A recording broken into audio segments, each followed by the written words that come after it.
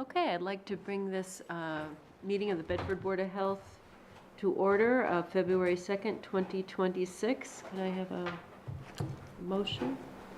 Well, So moved. seconded. All right, all in favor? Aye. Aye.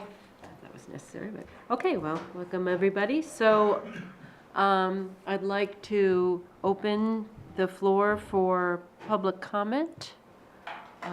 Anybody here in the room? No? Okay, how about online? Is there anybody? Okay. You want to give like a minute or two? Yeah, let's just give so- a minute or two. I mean, yeah, just to make sure.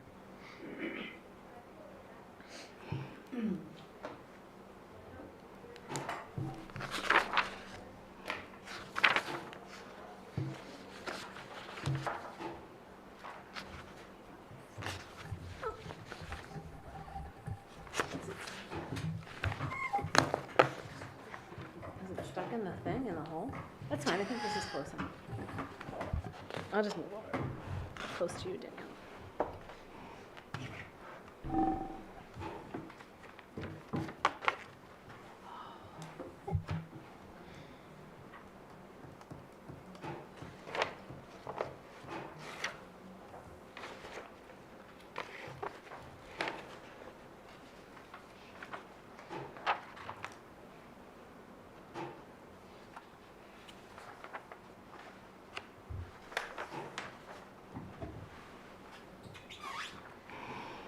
I know this is public comment, so I just want to thank Heidi for forwarding on letters that were sent and BU responded to. Yep, Right. thank you. So that was good. Yep. I don't know, I guess. I only saw one. Move on, no one- yeah, no one's She mentioned nothing. Oh, okay. Yeah. All right, let's dive into reports. Alrighty, Jackie, do you want to kick us off? Sure. So for number 5, I attended the monthly Office of Local Regional Health webinar. It covered something that was really important because there's been changes to the pediatric vaccine schedule on the federal level. And it was confirmed that Massachusetts will not be following the CDC's new pediatric vaccine schedule recommendations, but will instead be following the American Academy of Pediatrics, or the AAP, pediatric vaccine schedule. And the AAP just went over its 2026 recommendations, and it hasn't changed from last year. Okay. So it's it's the same as the pre-CDC change. Okay. So it's what we know, what we've always gone by. And I touched base with the school nurses, so because big thing with school nursing is making sure all the kids are up to date with their vaccinations, so close the loop there, so we're all on the same page. Great. So no changes. Can I ask a question on that? Did the nurses say, I'm just curious, were some parents, or did they not get the normal kind of vaccination the compliance of parents who were, because some parents were still wondering what was going on in terms of kindergartners coming in, I'm thinking? I don't Or think did there they? was any big difference. Okay. Because I know, I believe in September, the CDC, it was still the same, so like, Yeah. we had all that.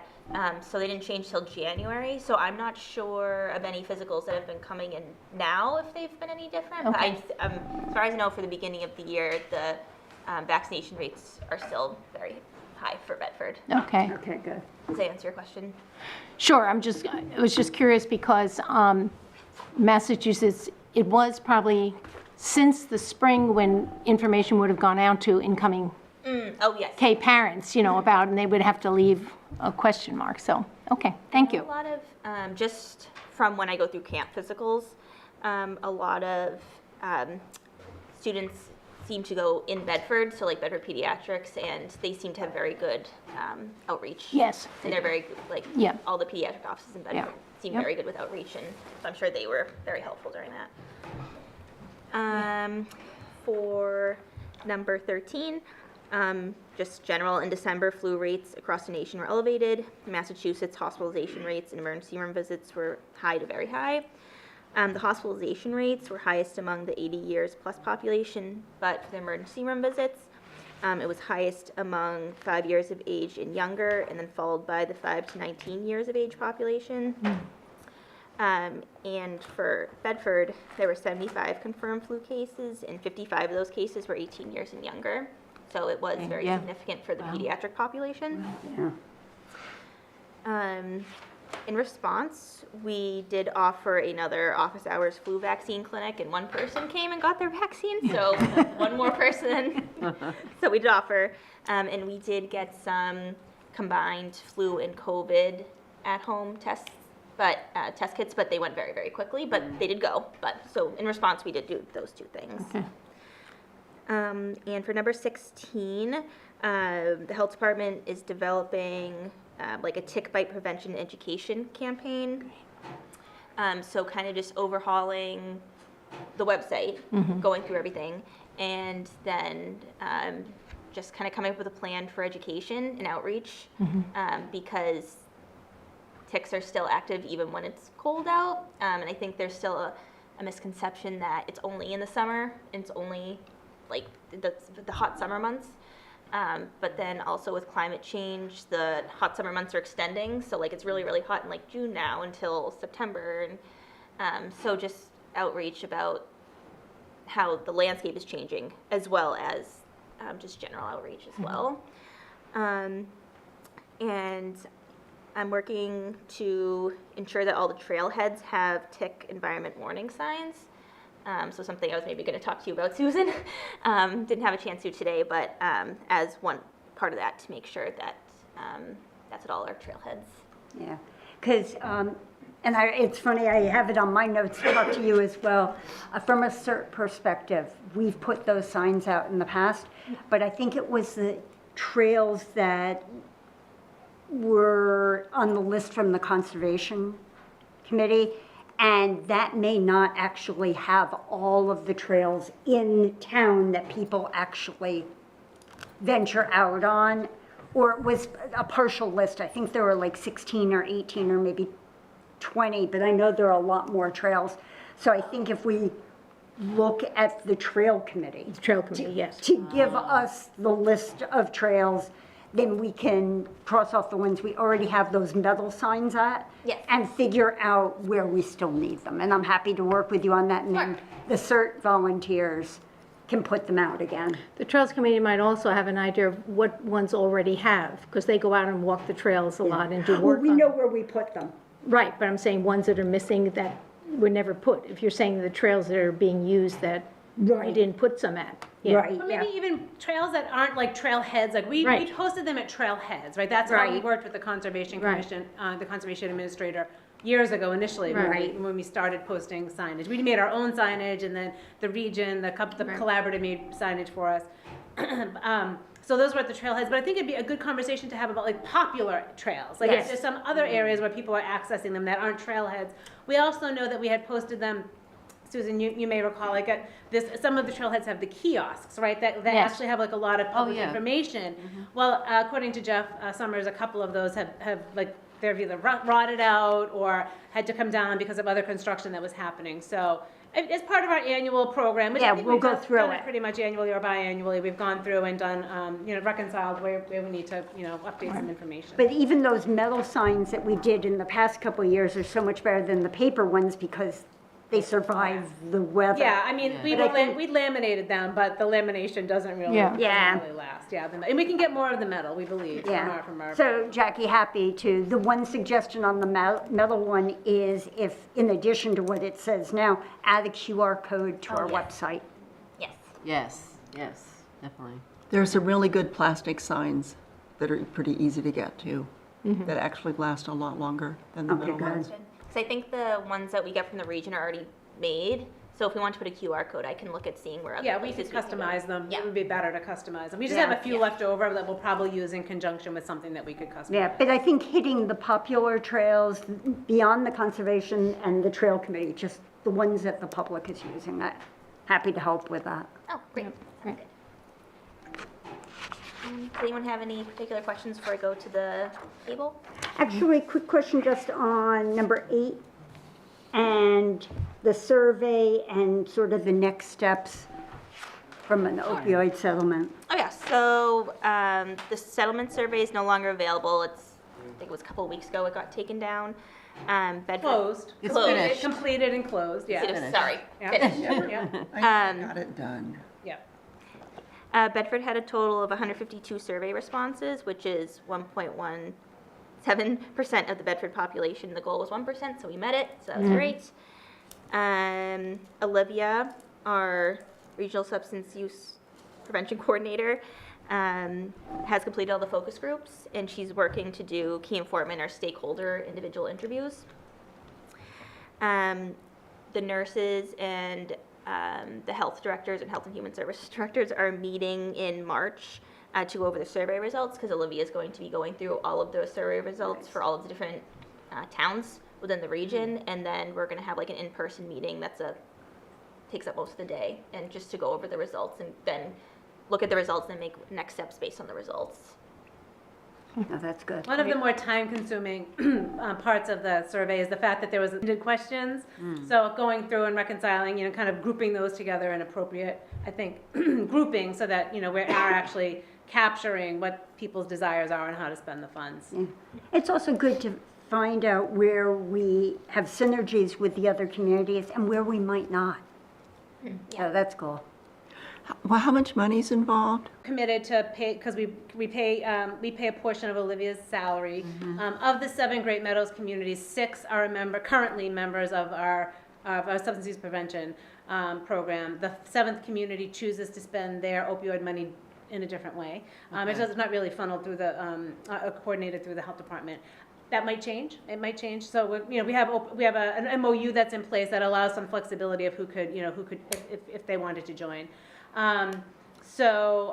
try to, part of the money is committed. We pay based off of our population, percentage of our population. So we get a quarterly bill for Olivia's salary. So we have funding to perpetuate that for years to come. But then the remainder of the funds, that's what we're looking to find, to gather this information about how the community would like the funding to be spent, whether that be on upstream prevention programming, or program either programs or messaging, education, or whether it's downstream, if it's treatment or access to a 28-day program, transportation to treatment. So it's kind of curious to see how our community. How our community responded and how that kind of collaborates and coincides with what other communities in the region come up with too.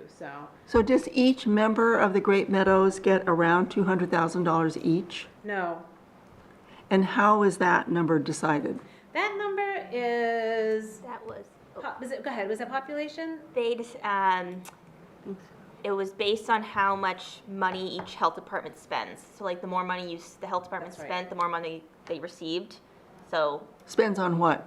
just, I don't know. Budget? Your budget. Budget, The yeah. budget. Yeah, that was the formula that the state determined. The state, so it's, health department's more budget got more money, so that's how it ended up. So if you were just to guess, what amount of money does the entire Great Meadows Collaborative have? To guess, we're one. I wouldn't be able. I mean, I would. So if you said two. So if we have. Well, in total, I couldn't even tell you our total number right now. I would have to look at our spreadsheets. Well, But you right said now it was we have- 200K. Currently, we have that. I mean, that's not our total amount that we're going to receive over time. No, Yeah. but I mean So currently currently. 200. So presuming everyone's up, they've received all of their funding. I mean, 200 times, you were saying 6 or 7, 200 times 6, but probably plus or minus 30 or 40%. because So some do most have a communities, smaller- do most communities have half that? do It's most- hard to say, because also some people have already spent spent their money too. So I don't know how much they have right now, if that's what you're asking. No, I'm just wondering what the allocation was for the entire Great Meadows, because that's a Yeah. nice collaborative that you Yeah. have going. Yeah, yeah, It would be really nice if each community had $100,000, yeah. so you got $500,000 Yeah. or almost $1 million. Yeah, I would say that's a safe number Yeah. right there. That's So you probably can, a good safe and you number. can plan that over the next 10 years? Correct, based off of what what our communities are informing us on, yep. That's very good news. Yeah. It was a horrible situation. At least the settlement is helping. Yeah. Anyone have any questions? No, thank you. Good on that. So for the infectious disease table, For flu, we had 75 confirmed cases. I did just want to specify that rapid antigen tests are suspect cases. So those don't count as confirmed. So we had 73 suspect cases and 75 confirmed. But this is the confirmed table, so I put 75. But I did want to say we also did have 73 suspect cases. So I don't know if that makes So we had 148. total, but half were confirmed, half were suspect. Got it. Yeah. This Okay. is reported to the state, you're getting this from the state? Yeah. So I just wanted to clarify, so it was a little more if we did the suspect cases. Okay. I just had a question. There was, hepatitis C.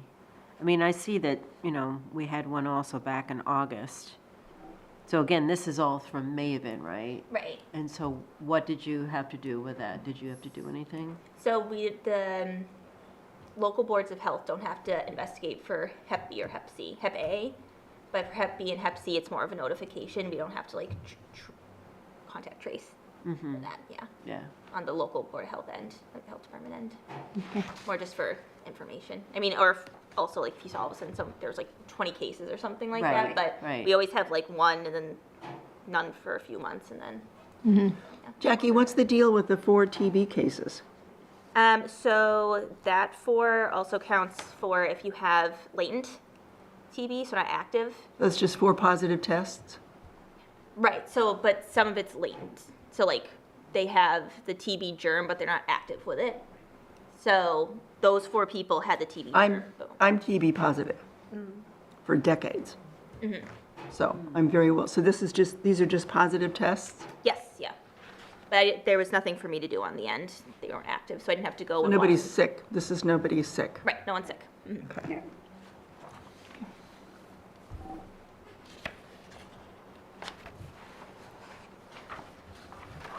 Nothing else on yours, thank you. Thanks. Thank you, Jackie. We want to have Risa Yep. Yeah. Yeah. hop in? Yeah, that'd be great.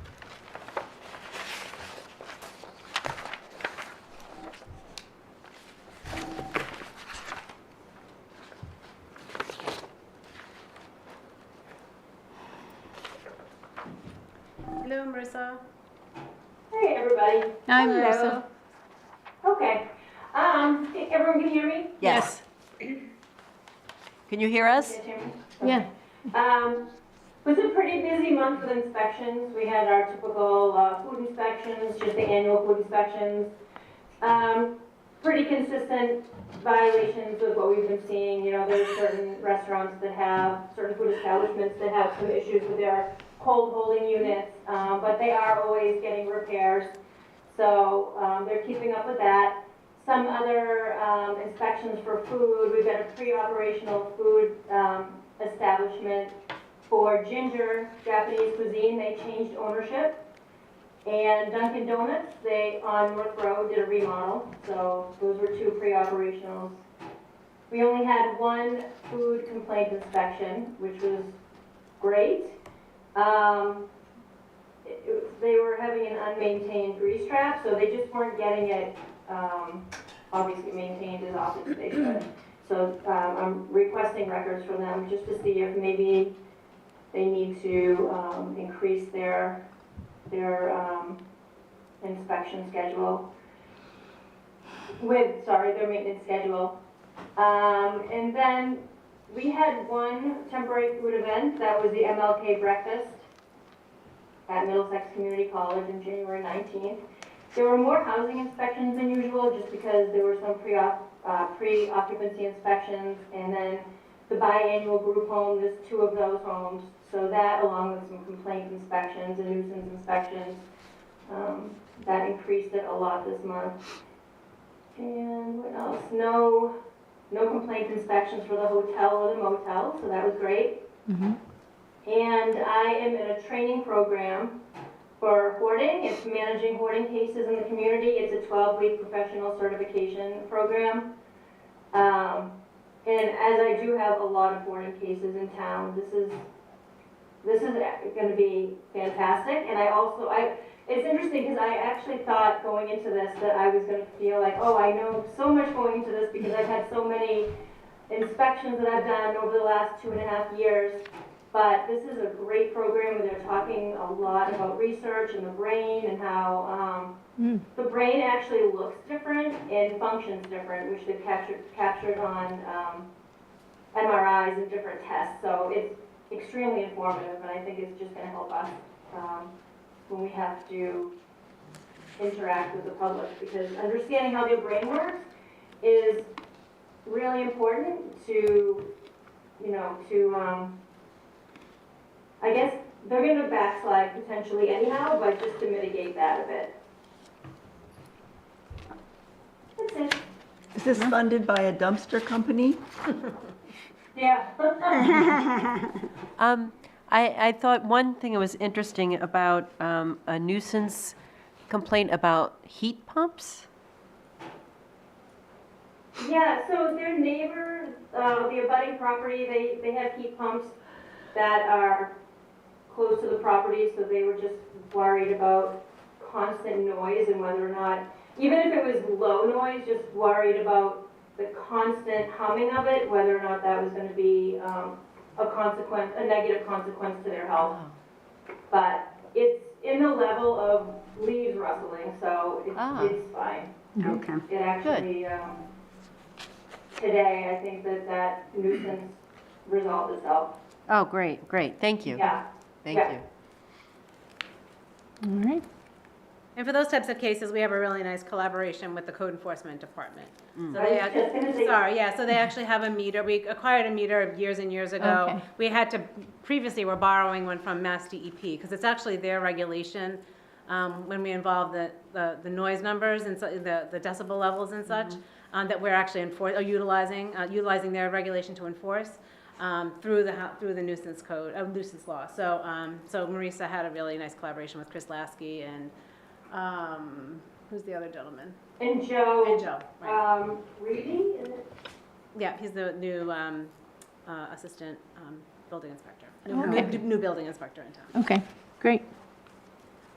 Reedy. Marissa, has anybody gone into the old bamboo site? Wow, funny, you should mention that. Bamboo, Marisa, Yes, talk a little bit actually, about I just received a plan review from Sam Walker's.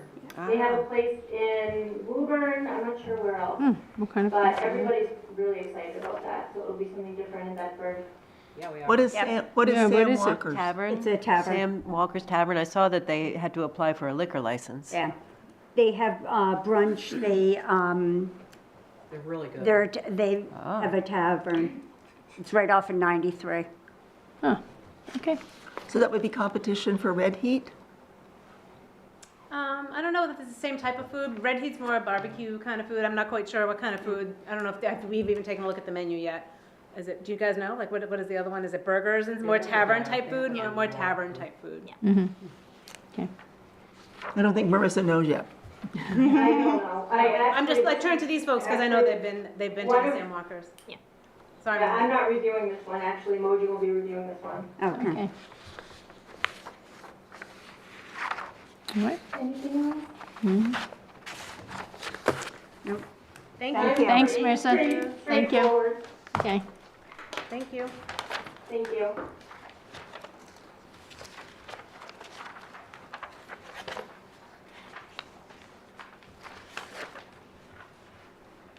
All right, Matt, turning to me, I guess I'm Yes. final here. So we have been having our regular regional collaborative meetings, which have been mentioned before. We've had our substance use prevention meeting as well as our advisory board, advisory committee meeting for the collaborative. And the advisory committee typically consists of the health director from each community plus our regional coordinator. And we had a representative from DPH appear this month at the request of our coordinator, just kind of give us some updates on like where we sit, what the state's planning to do, sort of like what the next steps are going to be in the next budget year, and the next grant year. And we did have quite a barrage of some questions for her. Who was it? This is a woman by the name of Jessica Furland. She's been known to us for quite a while. She's been, a state collaborator in various positions, but she's now with the Office of Local and Regional Health. And, was very supportive of the state's mission. Didn't really have a lot of like long-term information for us as far as, how long the grant funds are going to be available. They're going to be provided at the same consistent level. We are in year 2 currently of a 3-year cycle. This grant goes in, we're in the second 3-year cycle in year 2. So essentially year 5 of the regionalization grant. Couldn't actually say that there was going to be funding beyond the 6th year. Not to say that there wouldn't be, but just that she doesn't, sort of like following the party line, like there's just no information that's being, talked about or released at this moment.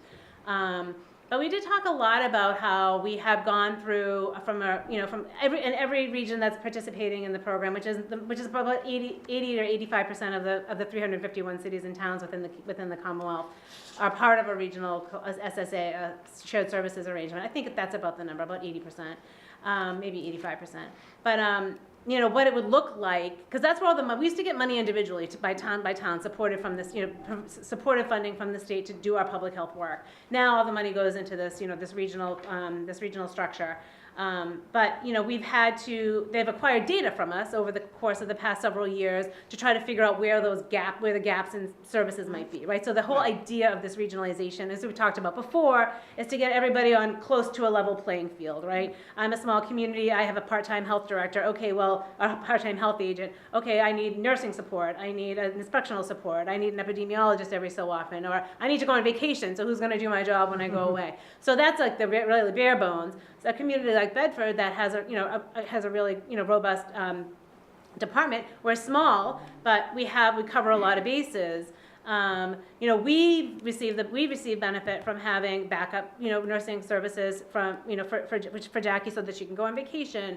Some communities in our region don't even have a full-time nurse, right? They only have a nurse for like a couple of hours a week. So we have a regional nurse that kind of fills that role. We also have a regional inspector. We don't necessarily take as much advantage of that inspector, but other communities do that don't have that. So it's not about being equal participation in the access of the services provided, but getting everybody to that level playing field. So it's a little hard to think that we went through all this work to like build the staff and to train staff and to get all these really great tools in place. Not to say that it's not going to continue, but we just don't have that security and surety that it's going to perpetuate. So stay tuned. We hope to continue to, she didn't really have a lot of answers for us, so I think the next steps were she was going to go back to her bosses, Sam Wong, you've heard Sam Wong's name and others in that. She was going to have Sam's assistant director, I think, Rachel Kane, perhaps come to one of our next, or a future meeting to have hopefully provide us with a little bit more information and ideas and sort of what the bigger plans are for the regional program. Yeah. So We should also hear some about that at the MAHB. I was going to say MAHB. the exact same thing because Sam and others have spoken to MAHB. Yeah, hopefully. Always updates us on Yeah. potentially that might be the kickoff to this new wave of of information or Yeah. outreach. Hopefully, that does kick something off. I hope he doesn't say more of the same. We don't know. I hope you don't get Yeah. that same message that we got from Jessica. So hopefully they'll But we'll let you know if we hear anything. Yeah, that would be really Not great. to That'd be restore the helpful. status quo. But one of the things that we did recognize when we had to do all of our survey work, like to ascertain where our gaps were, was child and maternal health. It's one of the foundational pillars that they've identified that they want local public health to be working on. It's always been something that the state has held and has worked on, or they've facilitated. And now they're putting it on our plate, so it was kind of came at us from left field a little bit. We would communicate, and Jackie has like a great relationship with the pediatric offices, right? So like we were internally in Bedford, having that connectivity, but really like digging into like how to be supportive of new moms or new families, or pre and postpartum. So we think from a regional perspective that it might be really good to develop a nice, like, robust website of local resources, and just be able to direct folks there. We're not going to be able to have a staff member necessarily dedicated to that, and there are a lot of resources and a lot of community groups that do provide those services. But we did really feel like that was like a big gap amongst all of our departments, so we were gonna spend some time focusing on that, on developing that. The city of Worcester has a really nice resource, Yeah. resource page, website relative to that, so we're kind of using that and some other similar type of resources to develop a format and a platform, I guess, for that, that information. And we also did find out that my longtime colleague, Yeah. Linda Fantasia from Carlisle, is retiring. So Yeah. I've known Linda for many Yeah. moons, and she's been a great collaborator. Yes. Maureen remembers from our Oh, task yes. force days. Yep. I remember from my days as a environmental consultant, even before my days as a public health professional, working with Linda on the gas station in the center of Carlisle. That was my site, one of my Yeah. clients. Cleaning that gas station up, Yeah. you know, and the impacts to water and how helpful she was, you know, in gathering information and ensuring we had connectivity to the residents to be able to provide good outreach and information about how the contaminated water can Yeah. impact their health, so. Just a font of institutional knowledge Really, and yes, wisdom, yes. yeah. She's And it great. really, I mean, she's always been so great about about sharing her knowledge, though, and she's got some good part-time staff there, and she's also been collaborating in the region. She's been a real proponent Yeah. of the regional structure, so. Great. You know, there's some big shoes to fill there, but, we have some really good, we're all better positioned because of the work that she did, so. Yeah. Yeah, Great. Kudos to definitely. Linda and well-deserved, retirement time for her. The other bit, we kind of, as a little bit of a follow-up, so I think we'll hear a little bit later on from the board liaison, or some of this conversation around follow-up to Dr. Huda's presentation with us. But there was a follow-up meeting that I was unable to attend. I think it's because when I had the flu. Subsequent to that meeting, the representatives from Lexington, Concord, Lincoln, and Bedford, the Massport representatives, the representatives to the Massport Community Advisory Committee Right. met. Those four, and I'm the Bedford representative. So Lincoln, as I said, Lexington and Concord, because we're the community surrounding the area, surrounding the Hanscom Field, and the area where Dr. Huda had done her work, met to try to see like what some next steps could be, following through from that work that she had done. And I know, maybe to cross over a little bit, I can maybe why don't I wait to wait till that happens, and then, but anyway, just to let you know that we're connected. We don't often at the bigger Massport meetings get to talk a lot about Hanscom. There's not a lot of opportunity because there's so many communities that are impacted by Logan, the noise from Logan, and such a bigger airport. So, not that you want to receive attention because of an environmental issue or concern, but it's just nice that we have actually had a little bit more of a voice, to tell you the truth. Okay. Have the attention of our executive director. So, you know, to be continued, and we'll see kind of what happens. But again, with the four regional representatives working together, I think it's a little bit more power in numbers too. Ann and I both attended the RAB. I'll let her talk a little bit about that. And Marisa, we didn't really touch on it, but we're like with Jackie as well. We're in the throes of trying to pull together our final a submittal for our next two FDA standards that we're working on as part of our the retail standards and the standardization under those standards. We're working on standards 3 and 5 with our contractor Mogen, Maureen Lee from Mogen, who has a lot of knowledge and experience in working on the standards.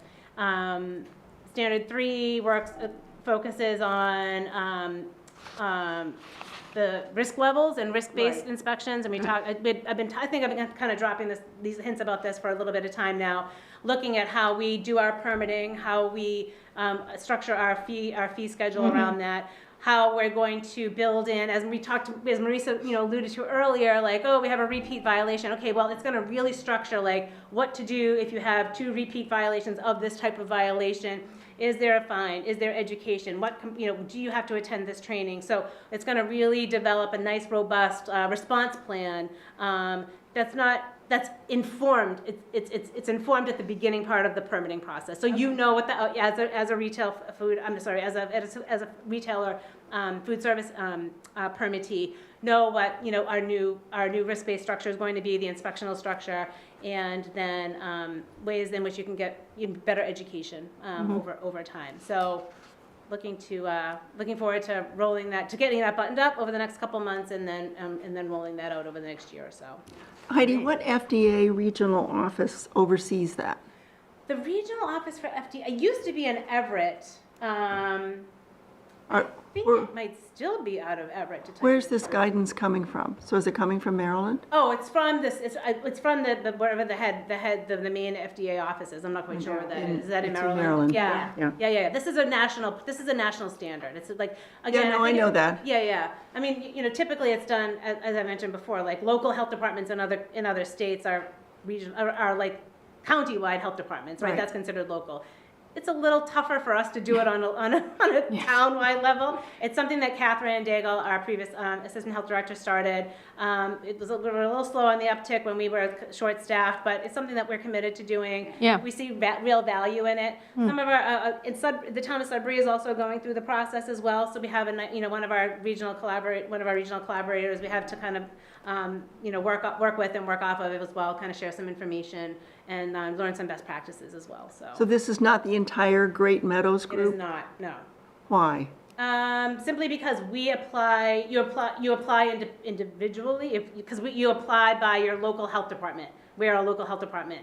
In the state of California, the local health department is the county. So So you apply to the FDA? you do for funding, just to conduct this, to achieve the standards. You decide each year, when the funding is when the Right. grant is Right. released, what you can accomplish for the year. And we sat down at the beginning of last year and decided we could manage these two particular standards. And they were most important to us and most impactful to the town of Bedford. So we chose those two standards and we applied for funding that was appropriate to be able to accomplish that goal. We received $8,500 for those two standards. And so why did the whole of Great Meadows not do this? Capacity.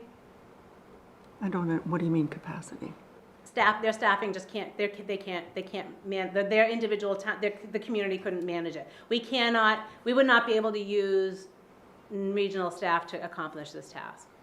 For You have to example, apply for the grant. for example, Lincoln has one, maybe two restaurants. I mean, that's it for food But inspection that seems places. like it would be even more valuable to have it as a regional. They don't have staff, but Lincoln doesn't have Yes. staff. I know, Right. but the FDA Yeah, is providing Lincoln doesn't funding for understand. this. Who's gonna manage the staff? It's just It's- it's a little bit of a logistical problem. Yeah. And also the fact that we started, Sudbury started doing it as well. We may eventually get to the point where everybody's, is part of the program.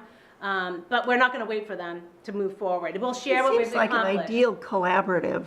It is, and effort. as well as I've said, like That's we what it's have, for. and it's sort of like how, again, it would be really great if the state kind of like arranged this a little bit for us. This is because the grant was released before we had the shared structure, the shared services Right. arrangements. Right. So that's why it's a little wonky from the get-go because some people are a little bit farther along than others.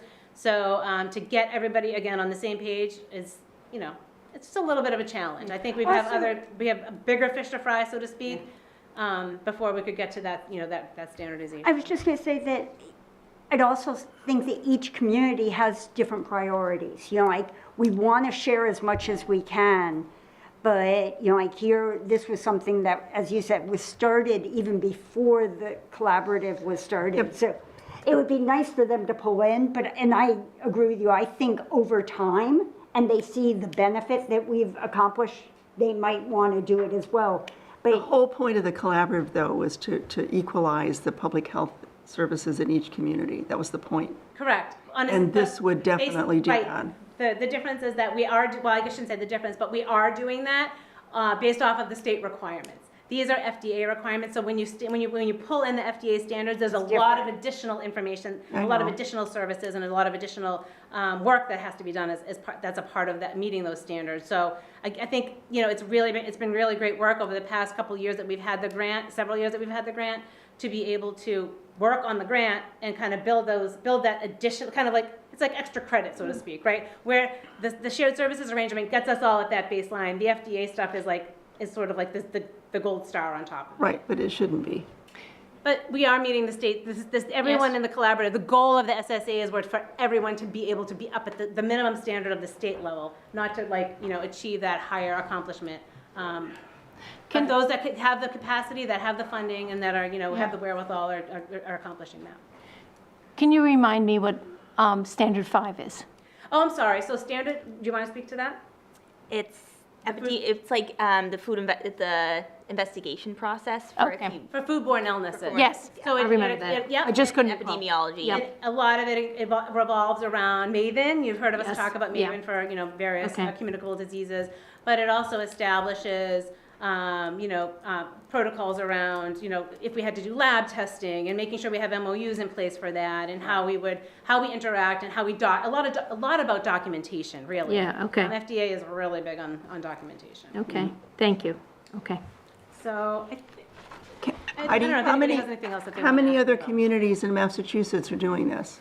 That's a really good question. I don't know how many, but I do know that no one has accomplished all of the standards. And there are how many? Not nine standards? Yeah, I think there's 9 standards. Yep. I think the most a community has gone Then do through is you 7. get, you There's get, 9. There's, then you get Delay over here. you get an FDA certificate? Is that the? sure. That's great. All right. It really is just like it's establishing SOPs, right? It's really establishing those teachable, trainable, repeatable SOPs, procedures in place within your department. And I know I had a bunch of crossovers to some other stuff I think we're going to be talking about later on with some liaison reports or maybe some goal setting stuff. So happy to kind of just pause there if there's any other questions. Just quickly, can you tell us about the tabletop exercise? Like, how did it go? And I can't. do we have any I guests? ended up getting sick, but Oh, Jackie could tell you a lot. Jackie, go for it. So actually, that is my number 2 on Yeah. my report. So attended the region for a public health emergency tabletop exercise. It was in person, 3.5-hour tabletop exercise in Natick. It focused on mitigation and response to a natural disaster. I attended with Chief Bailey, Chief Fong, Lieutenant Vitale, hope I pronounced that right, and Sarah Dora of CERT. Yeah. It was really good. It went through 3 different scenarios. I don't have the packet here with me. I actually have a packet with all the different scenarios in it. And then worked through it together, the 5 of us. And it's really good, especially because I've been here for a year and a half, but still relatively new with some of this stuff. And Chief Bailey and Lieutenant Vitale and Sarah Dora, Chief Fong stayed for a little bit because he had some other stuff, but it was really great for all of us to just go over the different things together. Any glaring holes or? Honestly, no. Great. It was actually really didn't have any, and all the questions Wonderful. that we had were answered, Yeah. so it And was really they good. will provide us with an after action, so. Oh, in nice. response to, the notes and comments Yeah. that the observers heard, we'll have something that we can work off of Great. for future We filled some- improvements. Yeah, we filled something out, like a sheet of paper out at the end, and went over, there was nothing glaring, but like little things. Yeah. And things we just wanted to work on, and then they're gonna do an after action report and send it to us, and I think we're supposed to get that around March, I believe, end of February, early March, if I remember correctly, and then we'll all meet again and go over it, and then next steps from there. All right. So it was really good. Thank you. And from a CERT perspective, I'd like to go, when you go over it, to see. Oh, yeah, if there are sure. any, Yeah. in Yeah. addition to Sarah. Yeah. But, we've done that a number of times. I think last time Heidi and I went along with members from the police department and the fire department, and Richard Cutie as well. And it's interesting to go through the exercise and then learn what other communities are doing too. Yeah. And what gaps. Yeah, great. And police and fire had a great handle on a lot of stuff. It was Yes. really reassuring, to be honest. Yeah, it was good. Well, I mean, it's their forte, right? Like emergency preparedness, like this, it was just nice for to attend an event that was public health focused, right? Right. That's- Yes. You kind of get that exposure, get your feet wet with regard to that, I Nice. think, and come up, train your brain to think a little bit about, because not like we deal with emergencies or anything, or have in the past. Yeah. Right, yeah. Okay, great. Great, Thanks. thank you. Thank you, Heidi. Do you want to skip our Okay. liaison reports and jump, and then come back? Yeah, why don't we do that, because Matt. Our guests are uh, Yeah. Yeah, come on down. Thank you, Jackie. Yeah, thank you. Thanks, Jackie. Matt. Good night. I'm going to fill in my name here, just so there's a record. Yeah, sure, go for it. Thank you. So thank you both for coming. So the intent for tonight is for us to ask questions, I guess.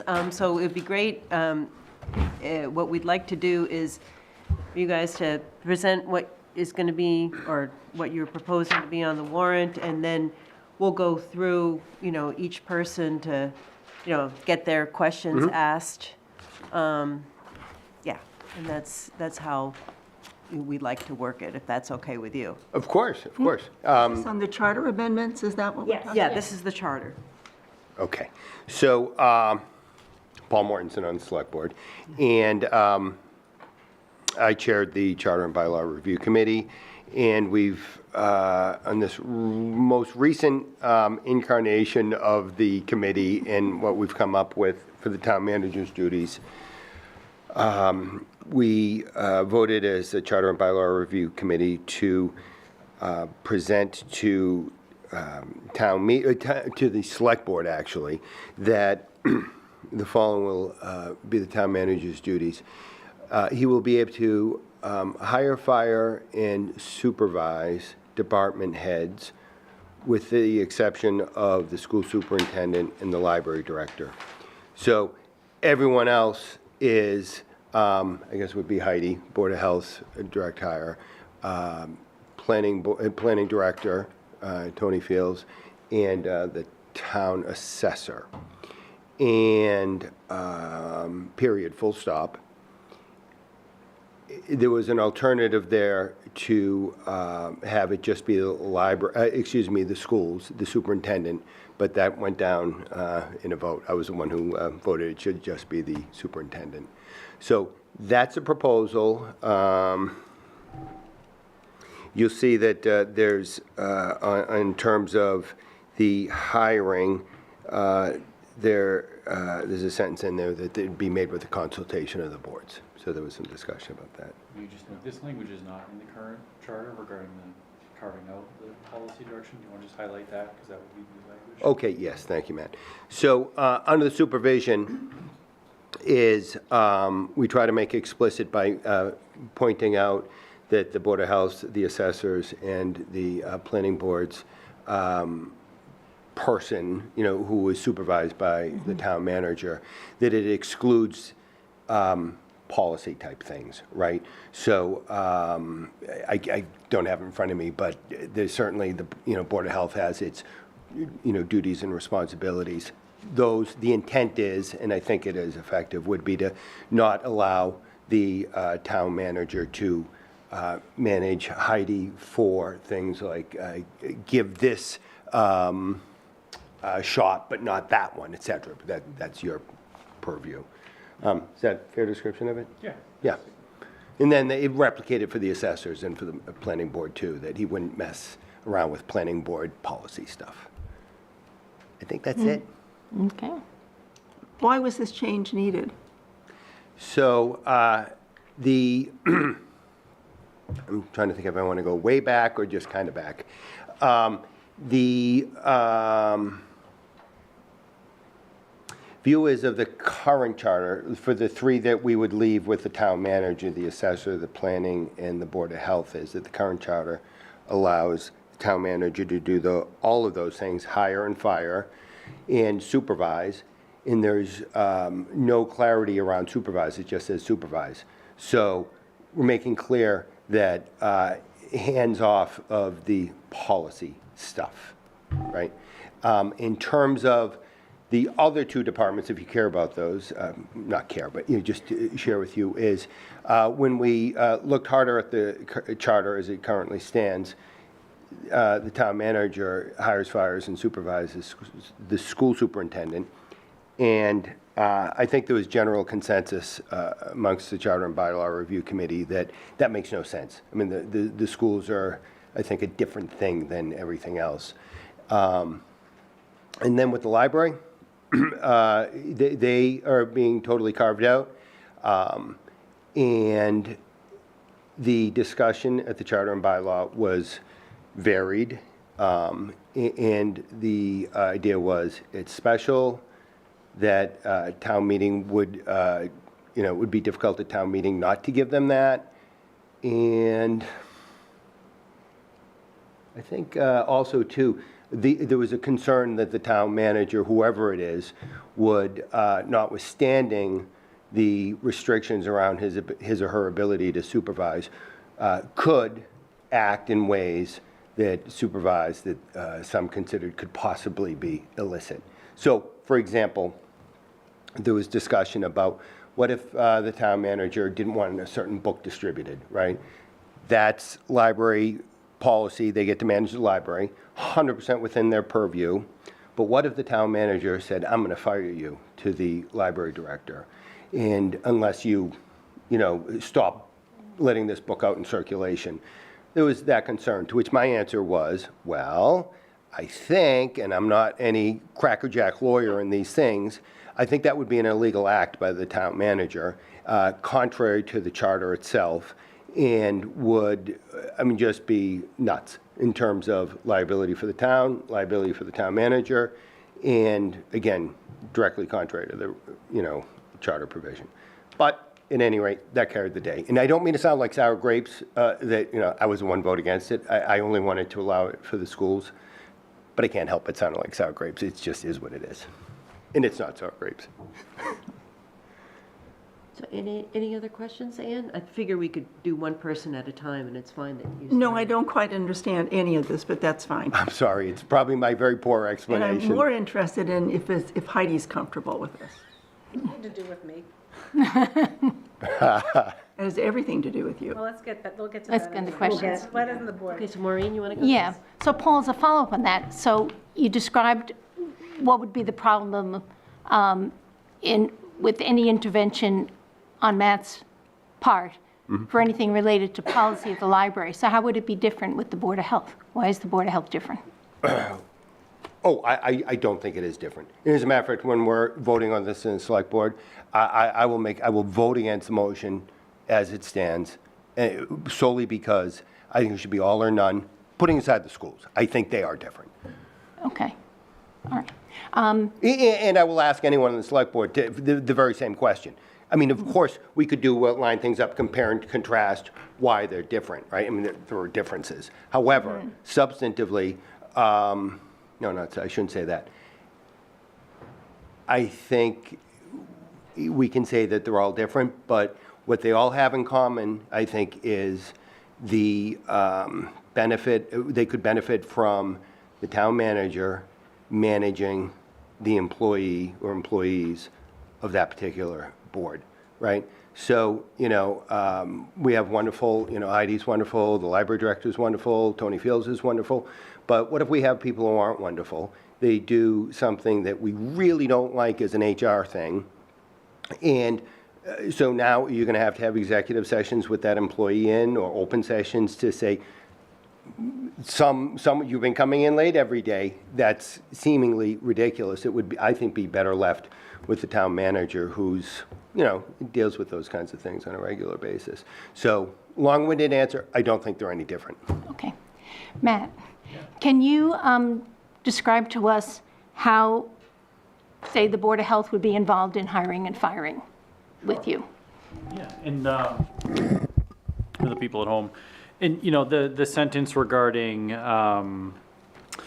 the consultation word, that could be ironed out a little further, potentially if there was something that folks were more comfortable with. The practice here, I think historically, and the practice in my other communities, is that typically a minority of the board is involved in the hiring process. So on a 5-member board, it's typically 2 members of the board are involved in the hiring process, just shy of a quorum. And they're, involved, received all the resumes and provide input. It's a very collective process that essentially leans heavily on the elected board, who has to work very closely with that individual because you want them to be comfortable with them. Just the official appointing authority would rest with the town manager technically. That's on the hiring side. That's a collective process. The termination side, if you will, which happens very rarely at the department head level. Honestly, when it gets to that level, it's usually handled predominantly by the town manager and HR and labor council. Anytime we have a disciplinary matter in town for any position that goes past the level of written warning, involves labor council typically in our office. For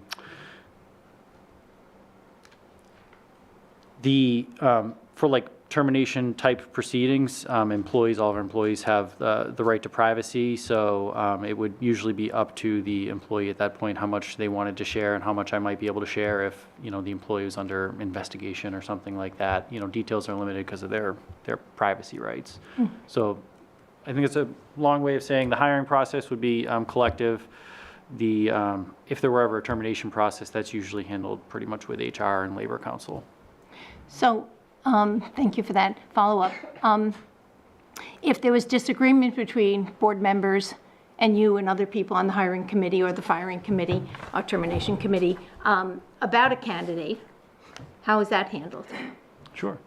I mean, the practicality of it with, you know, any hiring like this is you really have to come to terms on a candidate that everyone's comfortable with, or you really can't move forward. It's unlikely, I think, that there'd be a candidate that you really love and I really dislike for some reason, unusual, or vice versa. I really love and you really dislike. However, if I think that were the case, that was the finalist candidate, you know, the recommendation from any manager would likely be that you need to, you know, cast the net again and find a candidate everyone can work with. Because there's two pieces here. One is we need a candidate who works well with the existing staff in the office, the other department heads, that, you know, fits the culture, is qualified. And it also needs to be somebody that will work well with the board. So, I mean, if I really liked a candidate, but the board member said you didn't feel comfortable with the person, I wouldn't hire the person, and no manager would, because you'd be setting them up for failure. Board members, department heads that work with boards that don't like them tend to quit and leave very quickly. So if I hired someone sort of opposed to your recommendation, they likely would quit and would not last long. And yeah, I think that's. So are you saying, say there were 5 people on the hiring committee, so it has to be kind of unanimous, or are you saying? Almost all hirings you identify collectively, whether it's involved board members or myself and several other department heads. It's almost always you find the top candidate. What I find is the only time there's disagreement is usually when there's 2 excellent candidates and people are like swaying on either side. Like, I thought they were better than that candidate.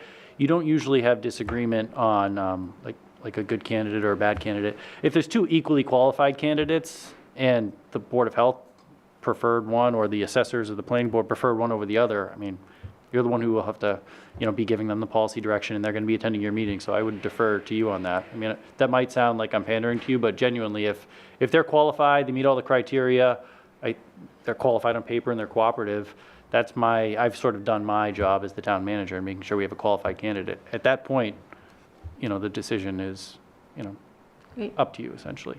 Thank you. I'll let Susan, you go, and I'll come back if I need to. I have a couple of follow-up questions, and thank you both for being here, because I've sat through the charter and bylaw meeting, so. I'm sorry for you. Silver medal. So, Those stuff. you know, like, and you both said it earlier, you know, like, Matt, you're in place, you're great. Heidi, you're in place, you're great. It's looking forward. So, and this really, Paul, is a question for you, because it does say in here that it would be subject to the approval of the select board. So, what criteria would the select board use to confirm a candidate that's proposed by a town manager? And I'm assuming if this is down the line, it's not Matt, it's not Heidi. No. So I'm just trying to understand, it's subject to the approval of the select board. So, I must say, I hadn't particularly focused on that piece of it with you folks, is, I suppose that might be viewed as better than just the town manager, because you have, you know, elected officials who are also somewhat of an anchor or governor over that decision, who are in the same chain of command as the town manager, because of course he reports to us. So, but would the select board members be part of the hiring committee then? I mean, that's, I don't think so. I mean, you know, and furthermore, I know the experience that I've had so far is with, I mean, your most recent hire, that was, you manage that by yourself, and the select board, I don't want to say rubber stamps it, but it's, so like, is there something wrong here or not kind of test, in trusting the professional judgment of the town manager. Matt? Yeah, in most communities, this language is standard, and it usually is just on the appointing side, and once somebody's appointed, it's up to the town manager to, you know, manage the HR things, if there's discipline or somebody has to get hired, but most communities view that as just an additional check and balance to make sure that, yep, on paper, it's somebody who's qualified. They're not often involved in the hiring process, but, you know, we'll share the resume. They're making sure I can't just fill the position with my best friend. So there's at least somebody to say, yeah, Matt's hired his brother, mother, sister, and father for all the department positions. You wouldn't be able to do that because there would be somebody who could stop that. And then, Susan, I'm operating on memory here, which is kind of dangerous, is I looked at how the library director is, and the library, in Concord and Arlington, and I think it's a mix of town manager with select board approval, at least one of those communities. So it's not, you know, without some precedent. Okay. And then similar question of how would the select board basically interpret or codify the word consult? So, How do you know that Yeah. consulting was done? So I'm going to speak as, you know, certainly as Paul Mortensen, human being alone, not, you know, as a select board. And my own personal view is the consultation is merely, and Matt might disagree with me on this, merely a tip of the hat that the town manager, of course, I mean, is going to work with the Board of Health or the Planning Board, et cetera, to hire someone. But to me, that's all it is. In other words, the consultation is just that. Okay, I consulted, and then he or she can do what they want. That's the way one individual reads it. Yeah, okay, and, sorry, Can go I ahead. just follow Yeah, up sure. very briefly? Please. Yeah, yeah, no, that's correct, and that, the consult line was an additional line in actually Tingsboro when we had made our charter change, that we went back and forth the same thing, like, what does that really mean? And what town council said, who had done charters all across Massachusetts, updated them, basically said, you can't get too, or you probably shouldn't get too wordy in a charter and try to outline, you know, every process and procedure. That's not really the point. The charter is really the bones, and then you have policies, procedures, practices. And in essence, and all of these items here, she basically said, if you have a town manager who every time there's a hiring of a person who's going to work for a board and committee in town, and they say, he sends a letter and says, I'm about to hire somebody, I've consulted you, that town manager is just not going to last. So if you just don't have someone who's going to be cooperative and a team player, in practice, you're going to tell the select board you have a terrible town manager gets fired. So that's actually what, like, if we ask town council to come in here and explain why is it not, you know, a more wordy process or more thorough, that's likely what they would tell you. I'm glad there are two of us answering Yeah. that. His is No, much softer and better. Yeah. I appreciate it, but one other quick question. My understanding, and please correct me if I'm wrong, Charter and Bylaw Committee made a recommendation to the Select Board. Mm-hmm. What are the Select Board's options? They They take it could- as is, that's one, obviously. They could take it, they could say, oh, no, great recommendation, thank you for your hard work. But we want it to be all of the elected boards.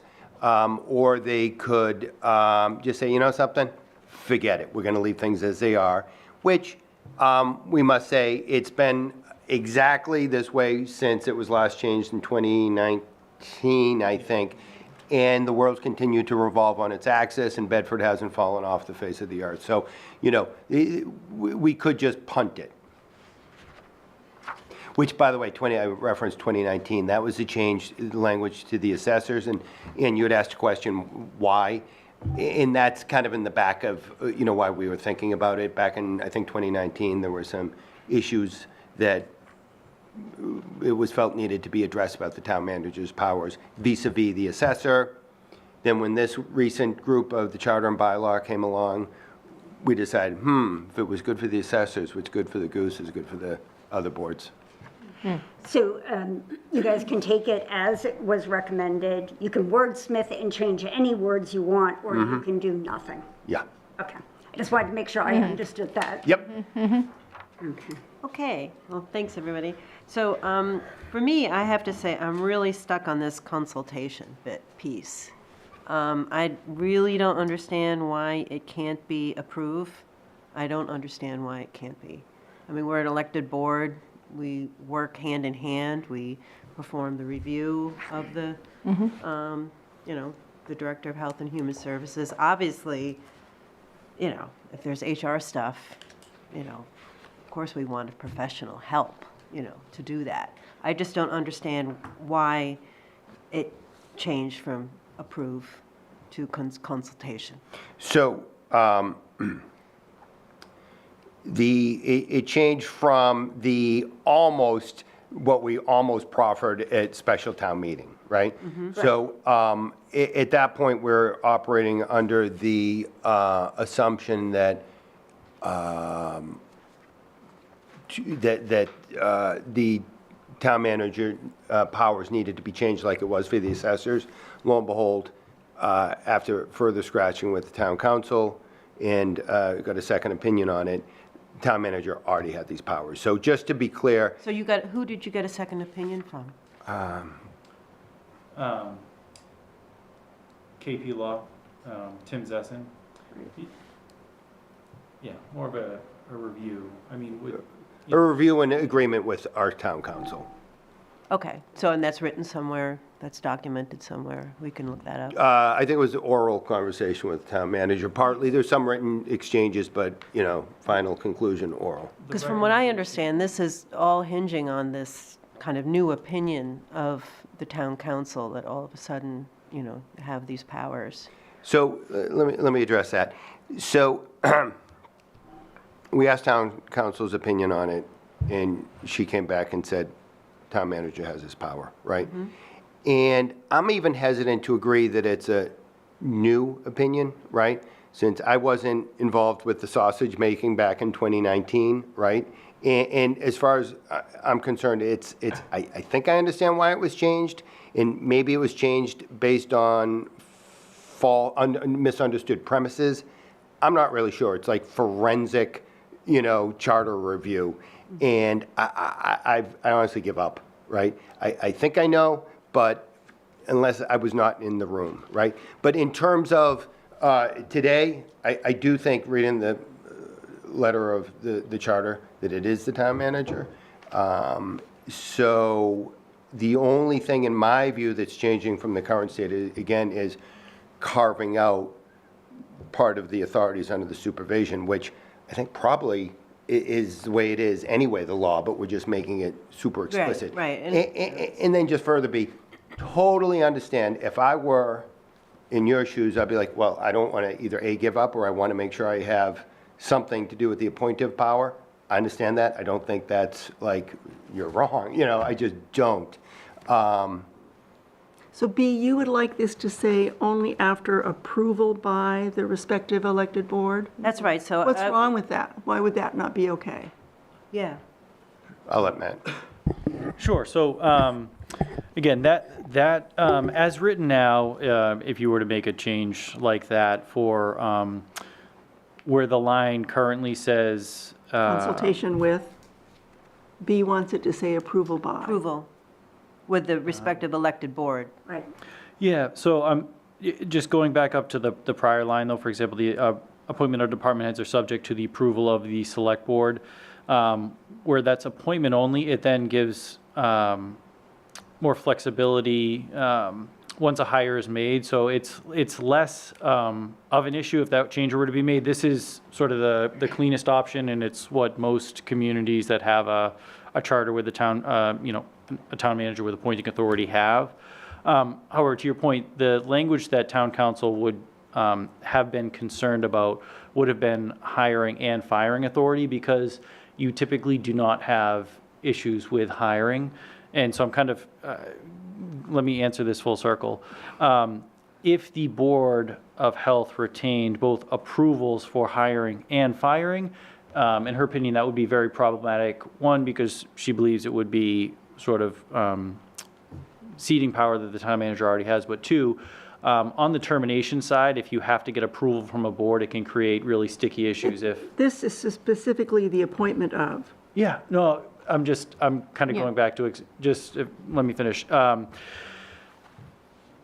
If it were on both sides, that would, could create issues down the road. I agree that it's less problematic if you were to say, only on the appointment side, we wanted to be able to bless that, and then we understand that once they're hired, it becomes an HR thing if you need to then discipline someone. I think the previous interpretation, back in the fall, was that it was going to be on both sides. Board of Health approval on, do I have that, on hiring and firing? Right. Yeah. So I think in that regard, town council would have sort of bigger issues. I think if you were to change it just here, as much as this is what was recommended, it would be less problematic than, the previous language. So, but if we, if we wanted it to say approve, as far as I understand, what we could do is we could make an amendment on the floor of town meeting. And, so say if, the select board went ahead and said, yes, we want this to have consultation, and then if we felt strongly, we could go onto the floor of town meeting and do that. Just appointment by, just the appointment. Not the termination. Exactly. So, if I may, is subject to kind of going back and thinking a little bit more, if, excluding the superintendent of schools, if all of them were, the hiring was joint with the particular board, and that's it, but the firing was solely with the town manager, I probably would try to convince my fellow select board members to support that if that was most politically amenable and would have. Because, Isn't- we're thinking, I'm thinking of the future here. I mean, we have, I think, very reasonable people here, and, we're very fortunate to have people in town government that we have. We are a very Yes. fortunate town. But I'm thinking of the future, and I'm not comfortable with that. I think it should, we should still have approval from the board. I hear you, and I'll go back and, report that to the select board, what you say, I assume it sounds like all four of you were. No, we're just interested in, as long as it is the appointment, I mean, I think B's point's well taken. If the board should approve the appointment. But am I correct then, if it's solely with the town manager for the firing, you're not? I don't think we can say that yet. That's 'cause more we haven't complicated. We haven't on it, deliberated, but I mean, Will you be deliberating on that tonight, or you still, that's pushing? No, we further? can think about that, but Yeah. I think the appointment is the bigger concern. yeah. Yeah, okay, all right, well, that's good to know. And Matt, did I overspeak anything that, it's your powers, not mine. Yeah. I mean, Future's power. I think we'd be most pleased with appointment and termination. Yeah. Yeah. But, So by the way, just speaking to that, Maureen, in my heart of hearts, right, and just again, I'm not, John Adams and Thomas Jefferson devising government. I do think that it is, in my opinion, most prudent to have the town manager do it, because I think boards can better manage doing what boards do in terms of policy, and then if there's a problem with their direct person who they deal with, the employee, I think there can be lots of trouble if things go wrong, go south. So if you look into the future, something goes south with, I don't know what your title is, Heidi, but that person, I think your best friend is the town manager to help you manage through that. Oh, you mean in terms of dismissal? Dismissal, or just, hopefully not to dismissal, but just, the array of things that Matt, Becomes an for town HR manager problem. can do. And we did have that issue, some sort of issue, it's a little bit opaque to me, black box that I wasn't privy to, but, the assessor issue. And I've called attention a number of times, you Google, look at, problems with the Brookline Library that they had with their library director that went south, and it was, the trustees had the full firing power. And, you know, so it can go awry. I think it's more likely that things would go awry on the firing aspect where the help would be with the town manager having that sole power than it would be on the hiring. So that's why I'm kind of being adamant about the firing. Well, the power. firing becomes an HR problem. Yeah, That's the big deal. yeah, that's way more succinct than I put it. Unless the firing is driven by a concern about policy. So even though in here it's written that, you know, this would be outside of policy and strategic concerns, you know, as I expressed at the last meeting, there can always be something that's couched as an HR thing, but again, not specific to you, Matt, but in the future, you know, that the driving motivation for finding an HR or describing an HR thing or raising an HR thing to the level of a dismissal could be really a shield for something policy-wise. So I understand that point, but I think the likelihood of, so you have two possibilities. One is, you know, someone who's a true problem, HR problem, should be fired, right? Yeah. I think that's probably happens a lot throughout this Commonwealth, you know, just not like every day in like Bedford, but I mean, it happens, right? Right. The idea of a town manager probably acting illegally, trying to use powers that he or she doesn't have, and then having a select board that would let the town manager get away with those shenanigans is more remote than what I think is the more typical situation of the Commonwealth, where you'd have, you know, an HR problem that needs to be truly dealt with. So if that happened, hypothetically, if something like this happened, what recourse does a board have in terms of that? If they feel like it's an unfair dismissal, that it might have been related to policy, are they able to come to the select board then and complain? I'm asking what recourse. Do you mind if I keep going? No. Is one, I think any select board that's worth its salt is going to always listen to another board, one, right? Two is, I think if there was some actual evidence that the town manager acted in a policy way and then fired or, you know, wrote this person up for a certain reason, I'm guessing, and I'm out of my comfort zone for expertise here, but I would imagine any well-advised employee would be like, all right, I'm suing, because how can, the town manager said to me, you know, don't, you know, do this at flu clinic, or don't do that, that's a policy thing. And I think that's why I got this, you know, I got fired, or whatever the, you know, reprimand was, and has those. So I think the employee has protections just under employee law. I think the board, the Board of Health would just have to go to the select board, which I do think, you know, I think as elected officials in town, we're not monolithic, but I do think we're all, and it makes sense because the town, you know, town votes in the same kinds of people who are open-minded and hopefully, you know, look for political solutions and teamwork versus, oh no, see, we're, you know, more powerful than you, right? I mean, that's, you know, I mean, maybe that could happen, maybe I'm naive, I don't know. I suppose it could happen, but I think that's remote compared to the more typical situation. Matt, if this word were changed from consultation with to approved by, what kinds of problems would that cause you?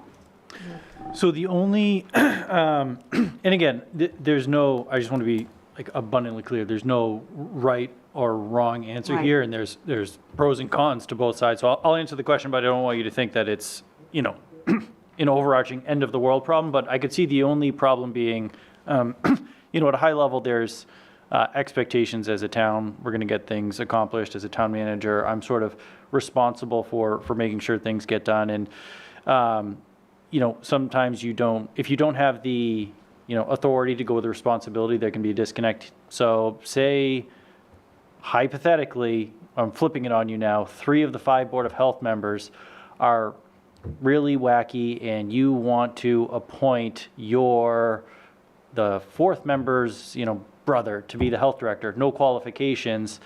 I want to hire somebody really qualified. You say no. Now we're stuck without a health director because I'm not going to hire the person you want because you're the bad guys in this scenario, and now I'm stuck without a health director for the town because I'm not going to put. But I thought that it was person in. state law that you can't do that.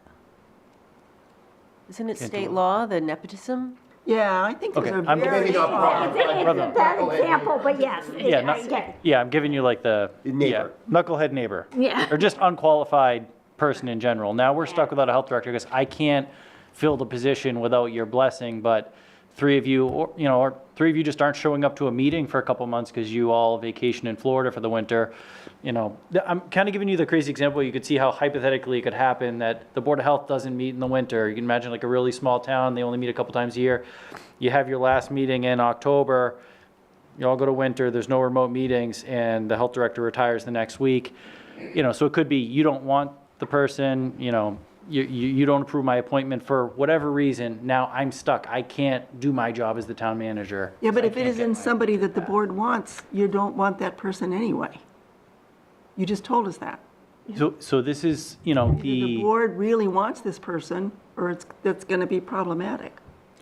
So it's sort of the same rationale, like what if you have like a really bad town manager and like the unlikelihood of that? I think the likelihood of the Board of Health blocking a really qualified candidate is very unlikely. But you ask the question, what is the risk? And I think it's a very, very small risk, but the only risk would be without having like direct hiring authority, like I'm expected to make sure restaurants get inspected, and at the end of the day, like if people are banging down the door, they need their licenses, they need their sign-offs. It's like I can't hire a health director because the board, you name it, you're in this scenario, you're the bad guys. Again, I think it's equally as unlikely as the town manager being a crook, but that's the only answer I can give you. Yeah, but we're an elected board. It's not, I mean, I don't know, That I seems feel really really weird. uncomfortable. I still would like to see it approve. I just don't, reining in, I don't know. I just think it's such a low possibility. I just think that the elected board should have that power. I don't think it should be taken away. I don't even know if it's a power thing, but it's probably an authority thing, right? Yeah, And authority. it's a balance. Yeah, yeah. It's not one person Yeah. saying this is who it's going to be. It's collaborative Right, right. with approvals on multiple levels. But We're elected, right? So we represent our constituents. So I could tell you this, is I will 100%, when we next talk about this at the select board, and if none of you are available, I will do my best to reproduce in a pithy way what you just told me. On the hiring, you would like it to be not just the town manager, but also with the approval of your board. And I don't think I heard you all, sorry. We're fine. It's so easy for me to trip up. I'll pretend I'm from the South, you all, it's easier.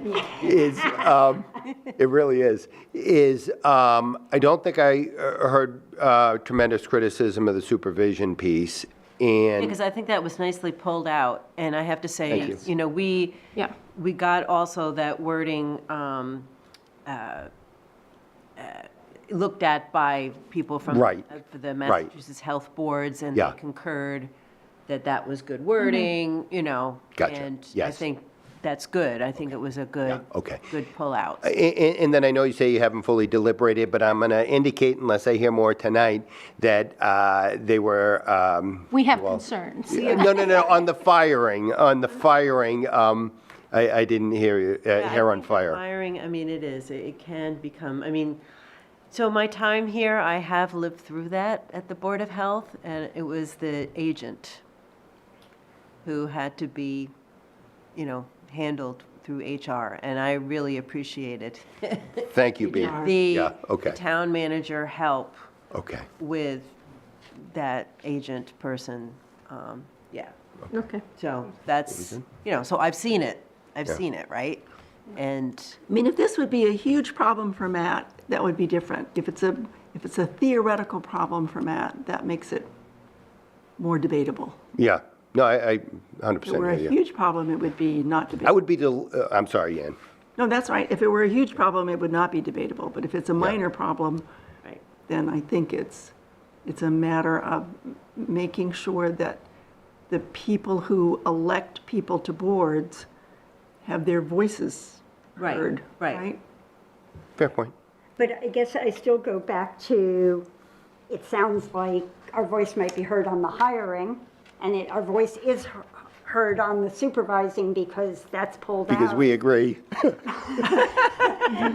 it's the, potentially the firing. Right. Where, the concern that came up in one of the charter and bylaw meetings was what if it just becomes such an uncomfortable working environment because there is a disagreement when it comes to policy. And so it's not, no one's doing anything blatantly, but it just becomes uncomfortable. And so I think, to Maureen's point, it would be great to have everything, but I do understand. Yeah. And we don't want to get wordy, but is there any way to actually say it's like the HR activities? So, what I mean? so I would say I mean, that define them. Yeah. ultimately our national government, our local government is built on, we have rules, right? But if we have people who, a select board that doesn't have its eyes open to a schnook town manager, we just have bigger problems than you can imagine, right? Because, I mean, again, it would seem to me that we have unelected, boards, people who are, good citizens and trying to do the right thing and not, not to be callous, but like flip off other appointed boards. I mean, it's just, and I know we don't plan for, this one's nice, but it's like, you can't write rules for every situation and for someone being dishonorable, really. I mean, that would be dishonorable to say, all right, and, I don't like what they're doing policy-wise, I'm going to fire them. I guess the other thing, too, is there would have to be some sort of tip-off that you didn't like policy, because let's just imagine Matt was a schnook, right? And he didn't want certain books, circulated. Presumably, he would have to articulate it to someone, but now we're getting into the weeds. I might be off on that one. No, and but, I hear you on that. It's hard, I really appreciate you guys coming in, Yes. because I've been answering, I've been asking questions at the meetings, and I think it's important for the whole board to hear. Put it this way, I would be delighted if, as I sit here now, because I might be talked out of it later, but if the deal were putting apart the schools, all the other elected boards, committees, et cetera, were approve on hiring, leave the supervision as it is, as we've, discussed, sole on firing. I think that would be just really good governance for Bedford. I just believe in my heart of hearts. I know there are other ways to do things, but I think this is just a good pathway that everyone can feel like good about it, in my opinion. Well, I hope everyone could feel good about it, so I would. As long as it's not a big problem for Matt. Yeah. No, I mean, I can, whatever the board decide, whatever the community decides, I can live with that. I think you articulated it right, and we had a good back and forth about it, that, there's no right or wrong, there's some pros and cons to each. I can certainly live with that and the involvement, and the point of the language as it is isn't, meant to be the only way that it can be done. I would have serious concerns if it was both hiring and firing, just because I've seen it many times where that has become an issue, where somehow there's a disconnect there. I think that would be a collaborative hiring process. And I just wanted to point one more. I think it was maybe Maureen's question about the termination. Paul, you were very kind to say they would probably, file legal action if they were terminated. I just want to say, in my about 15 years of doing this, terminating a municipal employee in Massachusetts is probably one of the hardest things you can do. Yes. We're probably, between Massachusetts and California, I think we're like the most pro-employee states out there. without getting into the weeds, it is incredibly difficult to do without just cause. Yep. You know, we're not really employees at will here. Even employees, you read about it all the time, like arbitration cases in municipalities where employees get terminated for doing something you read on the face value is awful, and then through some technicality, a judge overturns it because you forgot to cross the T on their termination letter. So just on that side and the concern that somebody would be terminated willy-nilly over political reasons, I think the likelihood are incredibly small, just due to Massachusetts making it almost impossible to terminate someone.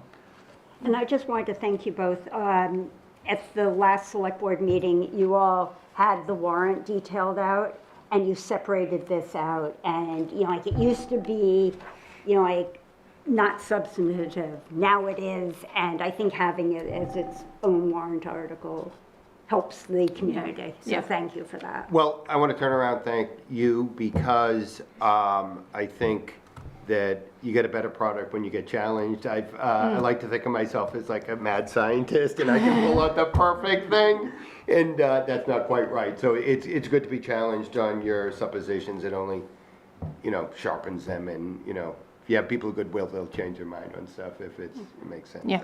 So. I have a request on a totally different topic. We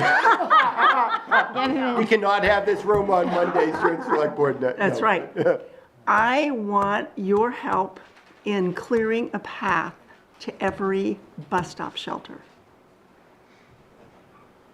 If we want to be serious about people riding our buses, you have to be able to get to and from the bus stop shelter.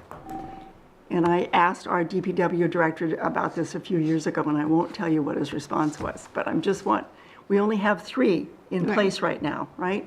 But we have more coming. We have more coming. I know, but it doesn't, that little sidewalk thing that clears the path Yeah. in front of the bus stop shelter, you can't get to it because you just need, that little sidewalk thing just needs to carve a little path to the street. Yeah, just a real quick digression, if you'll oblige. I do think that the plan is currently, after the roads are done, when they start on the sidewalks, they start, my understanding is, from the schools and go out, because it tends to be the kids who live closer to school that walk to school, and that's their priority. But I think it's a fair point that at the same time, schools outward for crosswalks and 3 bus stop shelters do seem like they should be top priority versus, the sidewalk all the way down. Especially when it's only just a little deviation with that sidewalk. Yeah. I was really hoping to see that when they got the sidewalk on South Road. I thought he'll just do a 90-degree turn and clear it to the street, but it didn't happen. So now there's 4 or 5 feet of snow between the bus stop shelter and the street. And I actually have people who ride the bus, so Yeah. they're Well, standing. nobody's brought in that the up in my, 2 years here, so I'll pass. Noted. Well, it doesn't, We it didn't doesn't have 20 snow. inches of snow. You're 2 years in. 10 years. Yeah, Years. yeah, all right. Are we dismissed? Thank you both. Yes, you are dismissed. Go I don't home. have to stay for the rest of the meeting, do I? No. So that'll teach you to show up. I always tell people that, like, you don't have to stay for the rest of the meeting. Yeah, thank you both. you. Thank you both very much. you. Good night. Okay. Okay. I was going to ask the board to write a letter to the DPW about the bus stop shelter. Well, let's see I what, think if, you just if it covered doesn't, it. You've got the just did. citizen here, and I think we've got. Well, the bus stops, we have way too many bus stops to try to get all of them opened, but certainly. But we have certain ones that we know are mostly. you mostly use. And Yes. that big The other thing is bench, the crosswalks. Right now, the crosswalk is done, but you can't get to it. or the big bench, which is the main one, you're not going to be able to get to till April. Yeah, so. Good job, Ann. Yeah, thank you. Okay. Do All you right, want to thanks, go everybody. back to Yeah, let's go liaisons? back. I would like to go back to liaisons. So Board of Health liaison, so I was, well, let's see, is this the That's a proper goal. place for, No. no, that's a goal for Dr. Huda's stuff, right? Yeah, I mean, I did IBC Black Mesa with Heidi, nothing really. Can we hear much to about the report RAB? that. Do you have anything about that? I don't know, Heidi, I mean, the RAB people, the sweet RAB people go through their thing every time. I know. And now, and they're getting better, and it's getting better, and they've shut down the water treatment plant. And a lot of the things they wanted to sample for PFAS were too dry. So we don't know anything about PFAS, but I have to tell you, I can't find any major health problems from PFAS. So if you guys can find any major health problems, everywhere you'll say it says may be a carcinogen. Baby rats have been bathed in it. So PFAS is forever chemical, and it would be really nice to develop a bacteria that broke it down. But it's measured in parts per trillion, so they can't, you've only got 2 or 3 places that can even measure it, because it's measured in parts per trillion. It would be nice to know where it is, but I don't think it's a big deal. So it seems to me like they're doing fine. This was the The first big year- problem is the Navy site. We don't know anything about the Navy site. Well, we're getting back to the Hanscom Lab, this is the first year that they actually culled out, PFAS, or identified the existing Yeah. sites that were perpetually petroleum and volatile organic Right. Related sites. They've now identified which of those are also now PFAS sites. So that's what they've done, Okay. and again, as Ann alluded to, mentioned, they've shut down the water treatment plant because we've been talking about this for years. They're treating VOCs, but they're, putting the effluent with containing PFAS into the, Well, they don't know that. They don't know that the effluent was containing PFAS. They don't know that. well, it hasn't been running, so they shut- never sampled it. No, I think they shut it down because it was done. No, they wanted to No. keep using it. They shut it down because they were, I think, acknowledging the fact that the treatment plant would not have stripped PFAS. Right. So if it was in any of the recovery water that was coming into that plant, it was going to be not just naturally flowing towards Elmbrook, it was going to It'll be be dumped pushed. into Elmbrook. Yeah. Right. So I think that's why they shut it down. And then So what happened to the whole thing that, the reason why that water treatment plant was running was because I thought it had to go to the potable water standard. yeah, which was going to take 32 years or something like that. Right. So they. But I still think have- I think it is. I don't think the effluent, as I remember, the effluent from the water treatment plant did not have PFAS levels that were too high. I don't remember that they ever sampled for PFAS from the effluent. No, they did. That's how they knew it wasn't doing anything to remove Well, it. anyway, I thought we we can knew that the type of treatment can wasn't find Yeah. that out, right? compatible with PFAS. Okay. Right, that's true. Right, so yeah, I mean, again, they've essentially opened up a whole other can of worms here, as far as I can tell. Like, they're now at the beginning phase. They were so far along in the remediation phases for the other OHM, Yeah. oil and hazardous materials, that, they were on the brink of having like temporary closure, almost permanent closure in some of those sites. Now they found out that the landfill, that the gas station that they've cleaned up and removed soil from has PFAS on it. So now that's opened that up as a PFAS site. Okay. Good, bad, or otherwise, the military, right, has now decided that PFAS is going to be a contaminant of concern that they're going to investigate, spend money investigating. And they've identified, I think, 6 of the sites on the base, Yeah. I think, that are now going to be evaluated for PFAS. And Okay. so they're in the initial investigate, like the phase 1 and I think they said phase 2 now, which is like expanding the investigation there, so. Stay All tuned right. for more conversation. Yes, okay, thank you. You know that my suspicion of that is that everybody in that room's job depends on having to do this. Yeah. Right, last 30 years or beyond. Okay, you have any any- other liaisons? I'm not liaison to me. I just have a couple, from Youth and Family Services Committee meeting. At our last meeting, either Heidi or Lieutenant Jones mentioned that the police now have a new clinician, so that is good. Jail diversion clinician. Yep. So she's been working with the police on their calls. One thing, and Heidi, you had mentioned this, I just thought it was great, is Chris Bang was helping the library with their community statement. I just thought that was good to Oh, tie Nice. youth and family and the needs from that perspective into what the library delivers. I thought that was good, and I wanted to share. And then from a COA perspective, they are focusing it's a COA board initiative, is to focus on seeing what they can do to get more funding for medical rides, so that there's just more capacity, be it for seniors or for the community in general, to see what they can Wow, do. that's really good. Especially if you can't get to the bus stop. True, good point.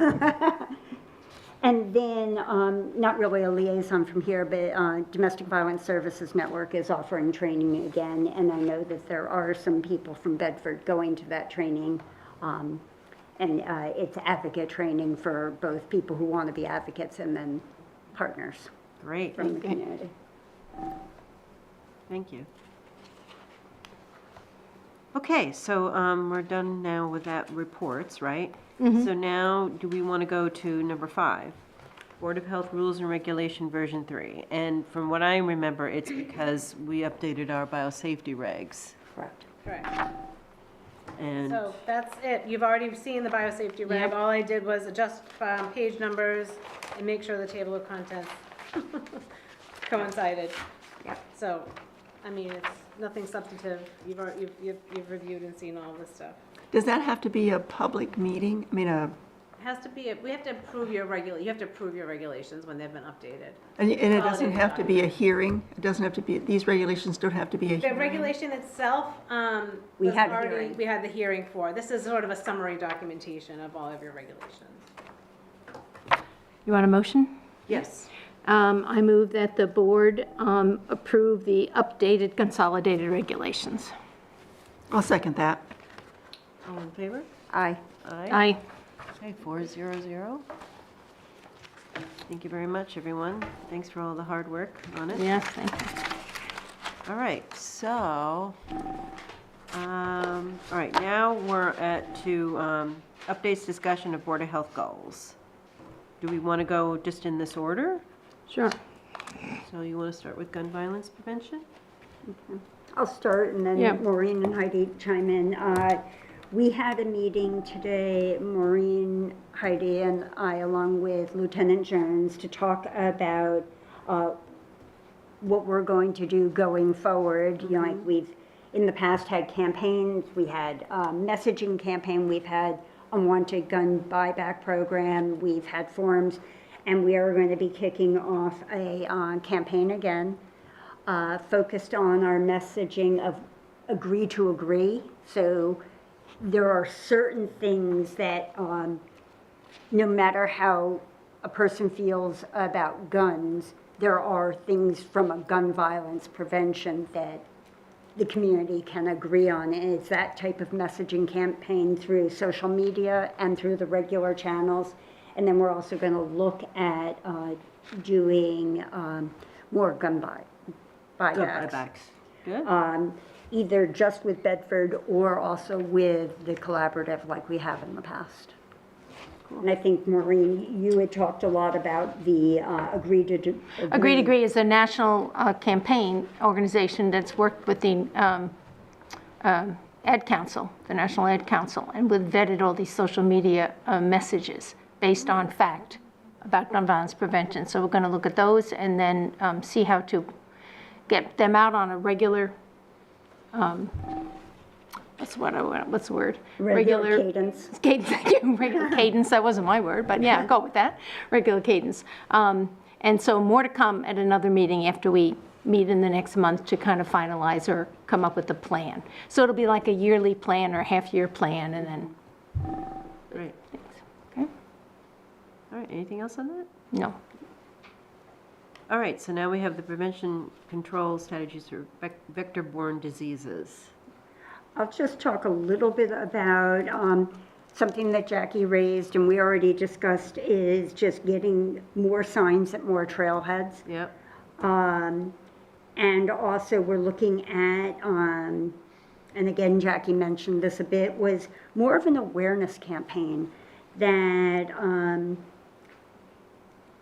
from a mosquito or a tick, the illness can be life-altering.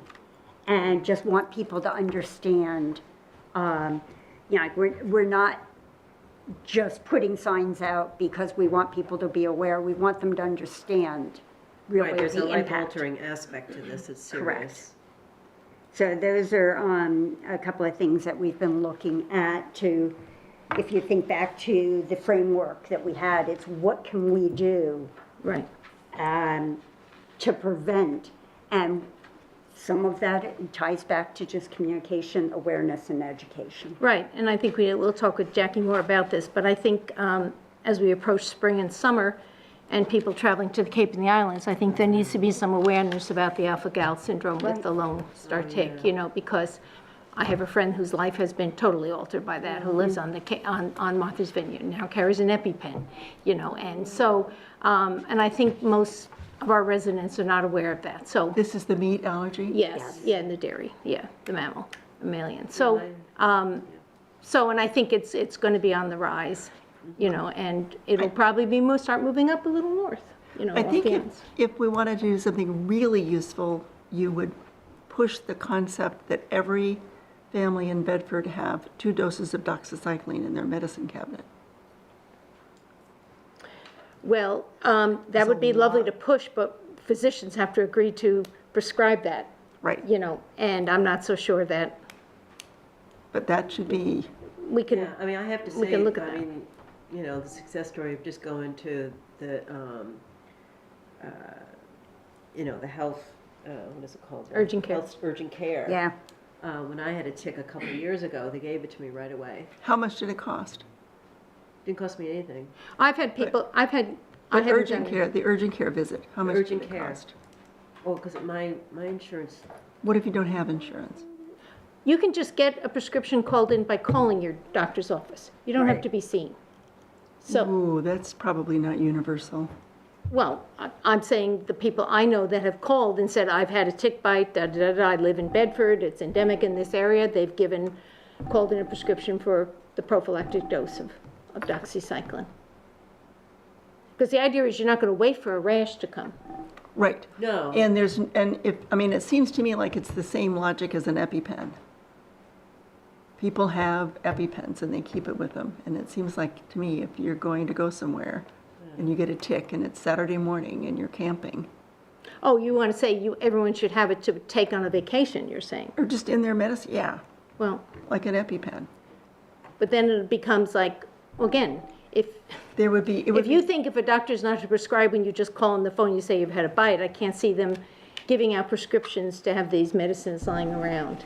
I don't know why not. 2 doses of doxycycline. Well, I have the same thing about calling. Well, you could just promote, like, Yes. have a conversation And with who's your physician. doctor, Yeah, that's all. exactly. That's just And see it, what like, they're yeah, willing to do, something but that's of yes. concern to you. Yeah, but I don't know There that we was have that to be really specific. interesting task force, it's probably been 10 years now, on Lyme disease. It was a statewide Yeah, task force. that was Very longer than interesting. 10 years 10 or ago. 12 years ago, right? And then that all it covered was Lyme. And we Well, no, I need, don't, but what it covered was the fact that insurance companies were not required to pay for the 6 weeks of antibiotics that some physicians, remember this was a big Oh, right. Yeah. physician-to-physician debate. Right. No, you don't treat Lyme disease with 6 weeks of ciprofloxacin. Mm-hmm. And others said, I've had very good luck, people have recovered, you know? And so no matter what side of that debate you're on, part of that debate was this should be available prophylactically, period. So I think it would be, I think it would be useful to have, especially if you're developing a real allergy every time you get a tick-borne. no, it's just with, no, the allergy is only with the Lone Star tick with. Right. No. People get allergic to tick bites, just like you get allergic to mosquito bites. Yeah, but right? it's not, And so that Life-threatening exacerbates the whole thing. And anyway, it seems to me like if you live in as endemic an area as New England, that having a couple of doses of amoxicillin probably works just as well too. And I think to Heidi's point, we, as part of the campaign of awareness and education, is have a conversation. You know, like if I'm an avid hiker, what should I have with me? And, you know, like talk to your doctor about what you might want to have with you. Right, that you discover at 9 o'clock on Friday. Yeah, Yeah. I think that's a really important message to Yeah. get out. I mean, yeah, we're encouraging, we have a large campaign that we're encouraging folks to add Narcan to their first aid kits, Yep. right? Yes, I mean, for right. what ifs. It's the same idea. It's kind of like the same idea. expanding the options within your first aid kit. Yeah. Okay, anything else on that? So you don't need a prescription for You Narcan? don't. no. Oh, You just walk into CVS and buy it. Oh, you walk into what you. You put on walk- one of our Or on cabinets. cameras, I know, but I'm Right saying if here. you're out somewhere, but yeah, you can just take it anywhere, yeah. That's all I had for the goals I'm working Yeah. on. Did you want to add anything, Ann? I mean, on this vector-borne stuff? Well, no, we need to have a deer discussion, but that's a kind of a complicated discussion that people have very strong feelings about. So I think if we're going to talk about deer, it needs to be advertised. Yeah. They're But do we very have, pro like, and are we very ready? Do we have con. the statistics? Do we have the, I know, think you the- just have the to further remedies? decide you know, what what other do you do? communities have done. Yeah. You know, I mean, because for me, like I've said continually, you need a county-wide, statewide culling. I mean, I was so amazed at what you had cited that because our population is so high, just doing a little culling is going to do nothing. Heidi, has the collaborative ever talked about tick-borne disease and deer culling? And, you know, Western Carlisle's looked at it, so all these towns have, it's like everybody recreates the wheel and tries to figure out what to do. Yeah, not relative to deer, But not relative to deer culling. It's been more, the conversations have focused more around just prevent, you know. Would it be beneficial for the collaborative to ask the state for information about that? Or just to push and say, you know, our local boards are looking at doing this, and it's like, it's a massive Yeah, program to take on, and the state really right. should be Right. dealing, because, you know, The these state- deer jump across town lines. The state- Yes, they The do. state has a program. For culling deer? Yeah. Then why can't we dial a certain number and have some culling done? Because it's going to be very unpopular in the community.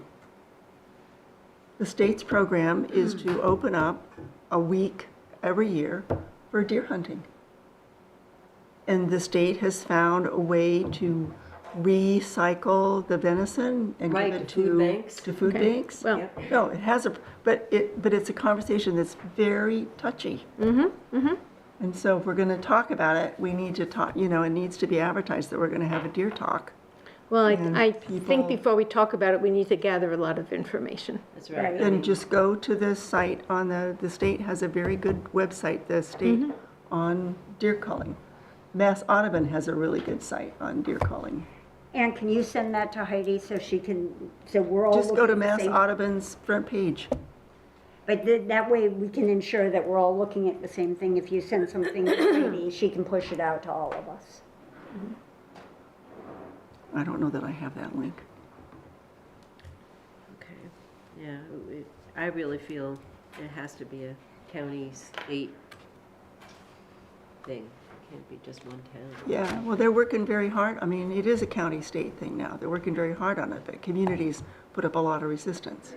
So it has to be, it's a public conversation that needs to happen. Yeah, I mean, I've tried to get it on the agenda for a few months, but it needs to be advertised so people you can find out what the right, problems are. but I feel like we have to be ready to have that conversation. We have to have our facts and figures so that we can respond.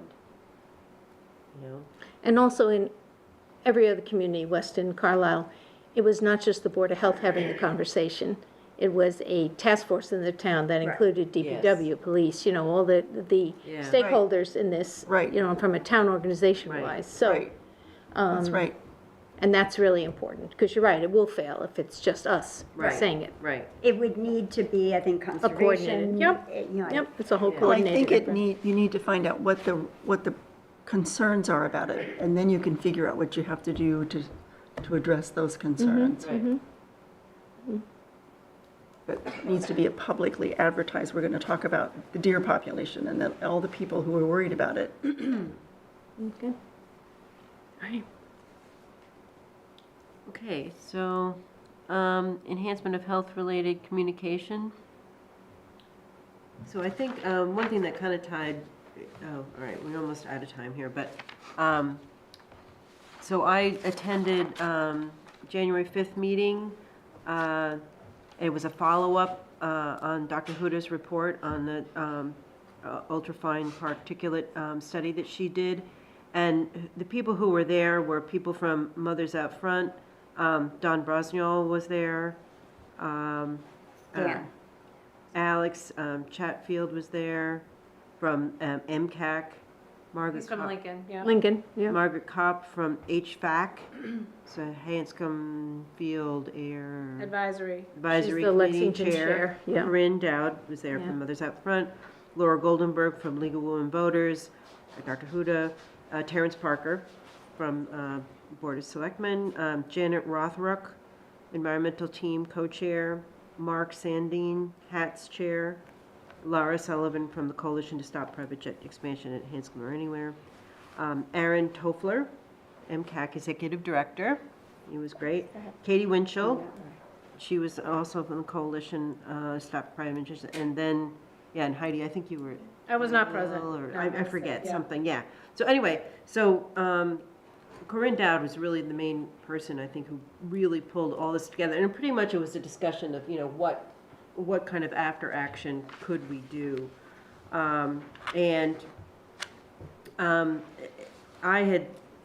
The thing that I chimed in and said was that really I felt that the place the Board of Health could help was communication. Whatever is done. Her report and any after actions. So one of the. And communication to who? To, The town of Bedford? Correct. yes. Okay. That we would be talking about health impacts or just, Well, I mean, it's up to us. It's up to us, right? We decide.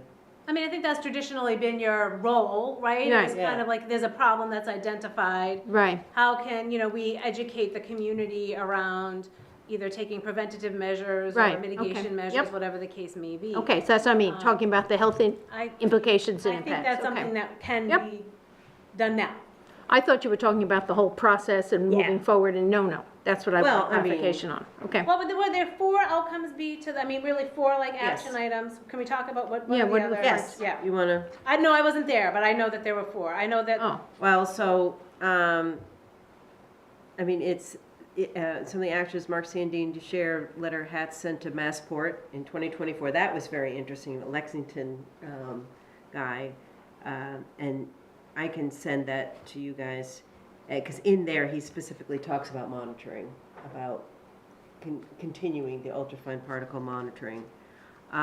so, wait, And then- I'm sorry, so the first action item is Well, so for, for this guy, Mark Sandine, to share the letter that was sent in 2024. Oh, Hats- okay. Hats sent. okay. So that's just kind of, that's. Sent to who? Do you information. know who they sent that to, Al? So I can forward, I have this really great email that Corinne put together with all this. Okay. So I'll send it to Okay. you, and then if you could send it out Yeah, to absolutely. Yes, that'd be everybody, great, okay. that would be really good. And then the conversation came up, of course, what air monitoring system and equipment and strategies could MCAC funding resource? And so Alex Chatfield to reach out to MCAC regarding ongoing air monitoring program for Hanscom Field, and then monitoring, and then another point that came up was Dr. Huda, who had talked to us about this, potential for monitoring in buildings. And then the whole thing about developing outreach materials and communication to inform both public and town decision makers. So we talked about doing a one-sheet thing, a contact, and Laura Goldenberg talked about that she could contact league leaders in towns, and so more just talking about communication.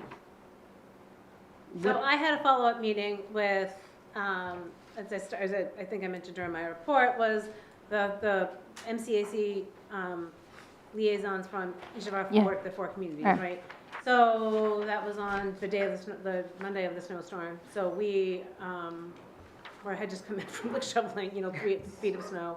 But we're reviewed kind of those 4 points. Alex kind of reviewed those with us. Yeah. The rest of us hadn't been at the meeting.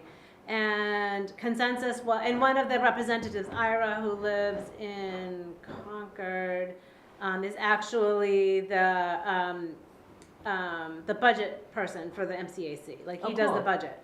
So talking about how every year there's always a little bit of money left, typically a little bit of money left Yeah. over. We're working on that big project that I worked on, which was the database they're gonna have on their website, where that's gonna accumulate and like, be able to like digest and do a lot of data evaluation. That's gonna be ending, so there's gonna be some funding that's gonna loosen up. Could we ask for funding for future analyses, future testing from the MCAC? So Alex was going to ask Dr. Huda for a scope of work Okay, and a potential, an estimate of what that work might Yeah. include.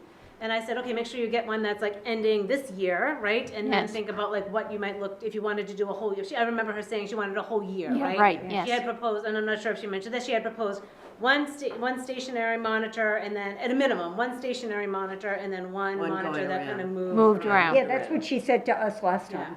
Yep. So, my question is, yes. okay, spend the money, but, ask for the money, see if we can get the money. What does more data get us? Did you guys discuss, did that get discussed? What does more data? Well, so we talked about, why did we want more data, and it's to try to move the needle on a standard, right? Okay. I'm So I'm still pretty standard- confused about Well- where we're going Well, on this. the thing is, that so what that the levels are this high? Like WHO are the ones the Yeah. only ones that have established this health Yes. standard. And it's not, they have no enforcement capacity, right? Right. So, and none of the federal government and none of the states have established anything relative to UFPs. Yeah, So you have this data, but you can't really enforce against Right. it, enforce as a result of it, right? So collect more data. I just want to kind of have the conversation. Collect more data. To what end? I get it to have more data, like more and better understanding maybe of the extent of it. But I mean, and I know the focus has been around the jets at Hanscom, but we've also talked about how there's UFPs and lead surrounding residences that are along 128 and Route That's 3. correct. yeah. I mean, Depends there's, on the anytime you downwind, have yep. combustion, you're gonna have these things. Yeah. So, is Air the pollution. question, is the intent to have a comprehensive evaluation of UFPs? Is it to understand specifically what's happening at Hanscom Field? Or, Yes, and yes. yes and yes. But what can the Board of Health and the Health Department do short-term versus what can they do long-term? And I think that would be like a really good. You don't know until you get the data. So get the data. No, but even before the data, my point is, even before you get the data, we know that there's documentation about what the health hazards are potentially related to, not even potentially, I think they're documented Yes. as to what they are related to. The ultrafine particles getting even deeper into your lungs. Yep. Yes. You're compromised if you have asthma, if you have other, immunocompromised, if you have compromised. Cardiorespiratory, There's not a lot of cardiovascular. data on that. I mean, there's a few studies. But I think we can do, similar to what we've been discussing about ticks and mosquitoes, is we can do an education campaign. Yeah. Of just, like, understand. Hey, did you know this study was done, first of all, right? Yeah. I mean, and, and this is this is what these compounds do. And, I mean, I don't know what all the data would show. I don't know, haven't done the research to know Right. everything that's, But- I mean, there's there's identified health impacts. The question is like, what is the recommendation? Do you want people to have tighter houses? I want people to go outside and exercise and enjoy the outdoors. I'm not gonna tell people to stay inside. Right. Right, so like, what do you do, how do you strike that balance with like having an understanding of like the fact that there are, environmental contaminants in our community, but there's a lot of different environmental contaminants within our. So what I'm struggling with is that there's two competing things here to me. There's, a lot of these people want this data to fight the expansion Correct. of jets at Hanscom. And then we're saying, even beyond that, there's already an issue because of what the jets are currently, or the fact that whether you're by 128, Route 3, or by Hanscom Field, whatever. And so it's like, which tack are we supporting here? If we're saying that we're just going to be gathering this data to educate the community about the impacts of ultrafine particles on individual health, but then we have to give them some solutions short of selling their houses. So are we going to say that, have air purifiers in your house, keep your windows shut, don't go outside? I mean, know. I'm struggling with what our message is going to be here, other than alerting them to the problem. But we don't know what the data are. We have some data. We have some data. But the data that you have isn't sufficient to come up with any of these guidelines. No, we're not giving We any don't even know, guidelines. We're- right, We're not- or even these concerns, but you don't have a lot of data. No. And Right, and you only have a data for one tiny time frame and. I don't know what other data is available, to tell you the In a truth. year, All I know right. is this So study. the that problem Dr. is you've Huda done. got one point of time in the year, Well, there's two. There was winter Spring and and- spring, and and spring. summer. right? And But hey, so, that's just what I'm struggling with. It's like, woo, which, But I don't think you need to know expand that. on your struggle is, you know, like, and then we talk about respiratory viruses where we're telling people about ventilation, and now if we're telling them not Close to your windows, ventilate. open your right, windows. I know, Yeah. that's, I'm not saying that's the I don't think message. the data Yeah. indicate that No. at all. I know, we don't know what the data, we don't have enough, exactly what you're saying, like, we Right. don't have enough data to have, all we can say is like, is do the research study, is study Yeah. the research to see what's there now. Right. And put See put what's together a there. summary. So of that's why I'm materials. confused about what Bea was saying, is that, you know, volunteering us to do the communication of what at this point?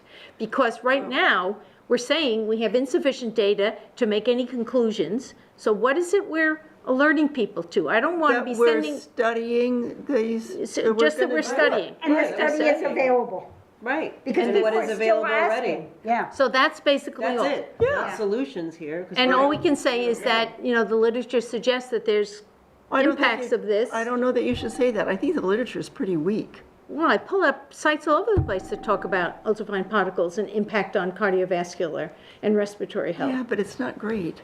Well, Anyway, There's more data around highways, there's actually a lot of Yes. data yes, around. there's a lot of data on Yeah. highways. Right. And has been for a long Yep. time. right, and so if we say there's a study here, and oh, by the way, the fact that we're surrounded by highways here in this community Well, is and also also, an it issue. has to do also with prevailing winds too. Right, it does, there's a lot of unknowns, so There's a lot. I'm leery about communicating with the public when we don't have a lot of information yet.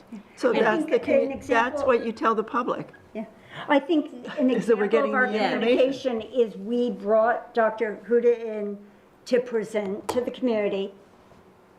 You know, like that we did, it gave people an opportunity to hear from her directly. Yeah. And now that information's out there. It's on our website, it's on Bedford TV. So the beyond that- preliminary data indicates there could potentially be a problem, is that what we're saying? No, No, there's we're not preliminary saying- data we're not that the interpreting it things at are all. there. Other than it's out there. That levels increase when planes take off. Yes. Yeah. Okay. Levels at this monitor. And a monitoring resident, if I was a station. resident and I had a kid with asthma, I'm gonna call up the health department and say, so what should I be doing? What does that mean for me and my family? We don't know yet. So, okay, Here's some resources, you can, you know. We don't know yet. evaluate that, Right. you know.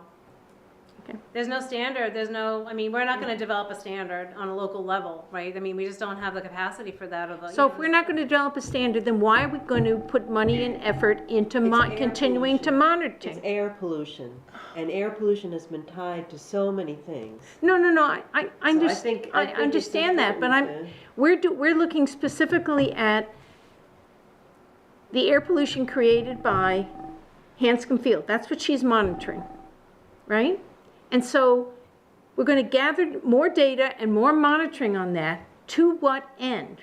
To Because know. we're, wait a minute. To know. To know, but to Heidi's point, we're not going to be able to set any kind of a standard. We're not going to be able to interpret the data and decide that there's But if health the data is there, complications. maybe. you Maureen, know, nobody else is going to do it. Right. Let's do it and. Nobody else is going to do See, it. And I you don't know. think it's very expensive, is it?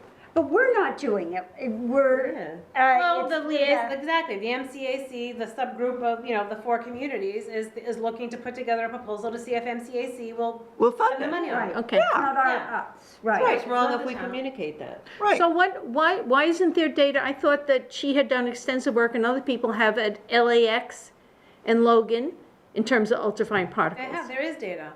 So why can't that be extrapolated? So if we have data that proves, and they have We don't- correlations, We don't know if Devil's in it the can be details, though. extrapolated. It's Yeah. the prevailing winds, it's. It took years and years and years of noise data collection, before they even put up noise barriers in Winthrop, okay. right? So then, I'm just trying to clarify here. Yeah. So then the point of this is to try and see if we can get funding To for gather more data. monitoring, Right. to gather collect more data, to give to whom? What are we going to do with the data? We don't know. We're We gonna don't know load what it the to data are. MCAC data collection website, Yeah. which is going to be an accumulation of all types of environmental data that scientists, researchers can access Okay.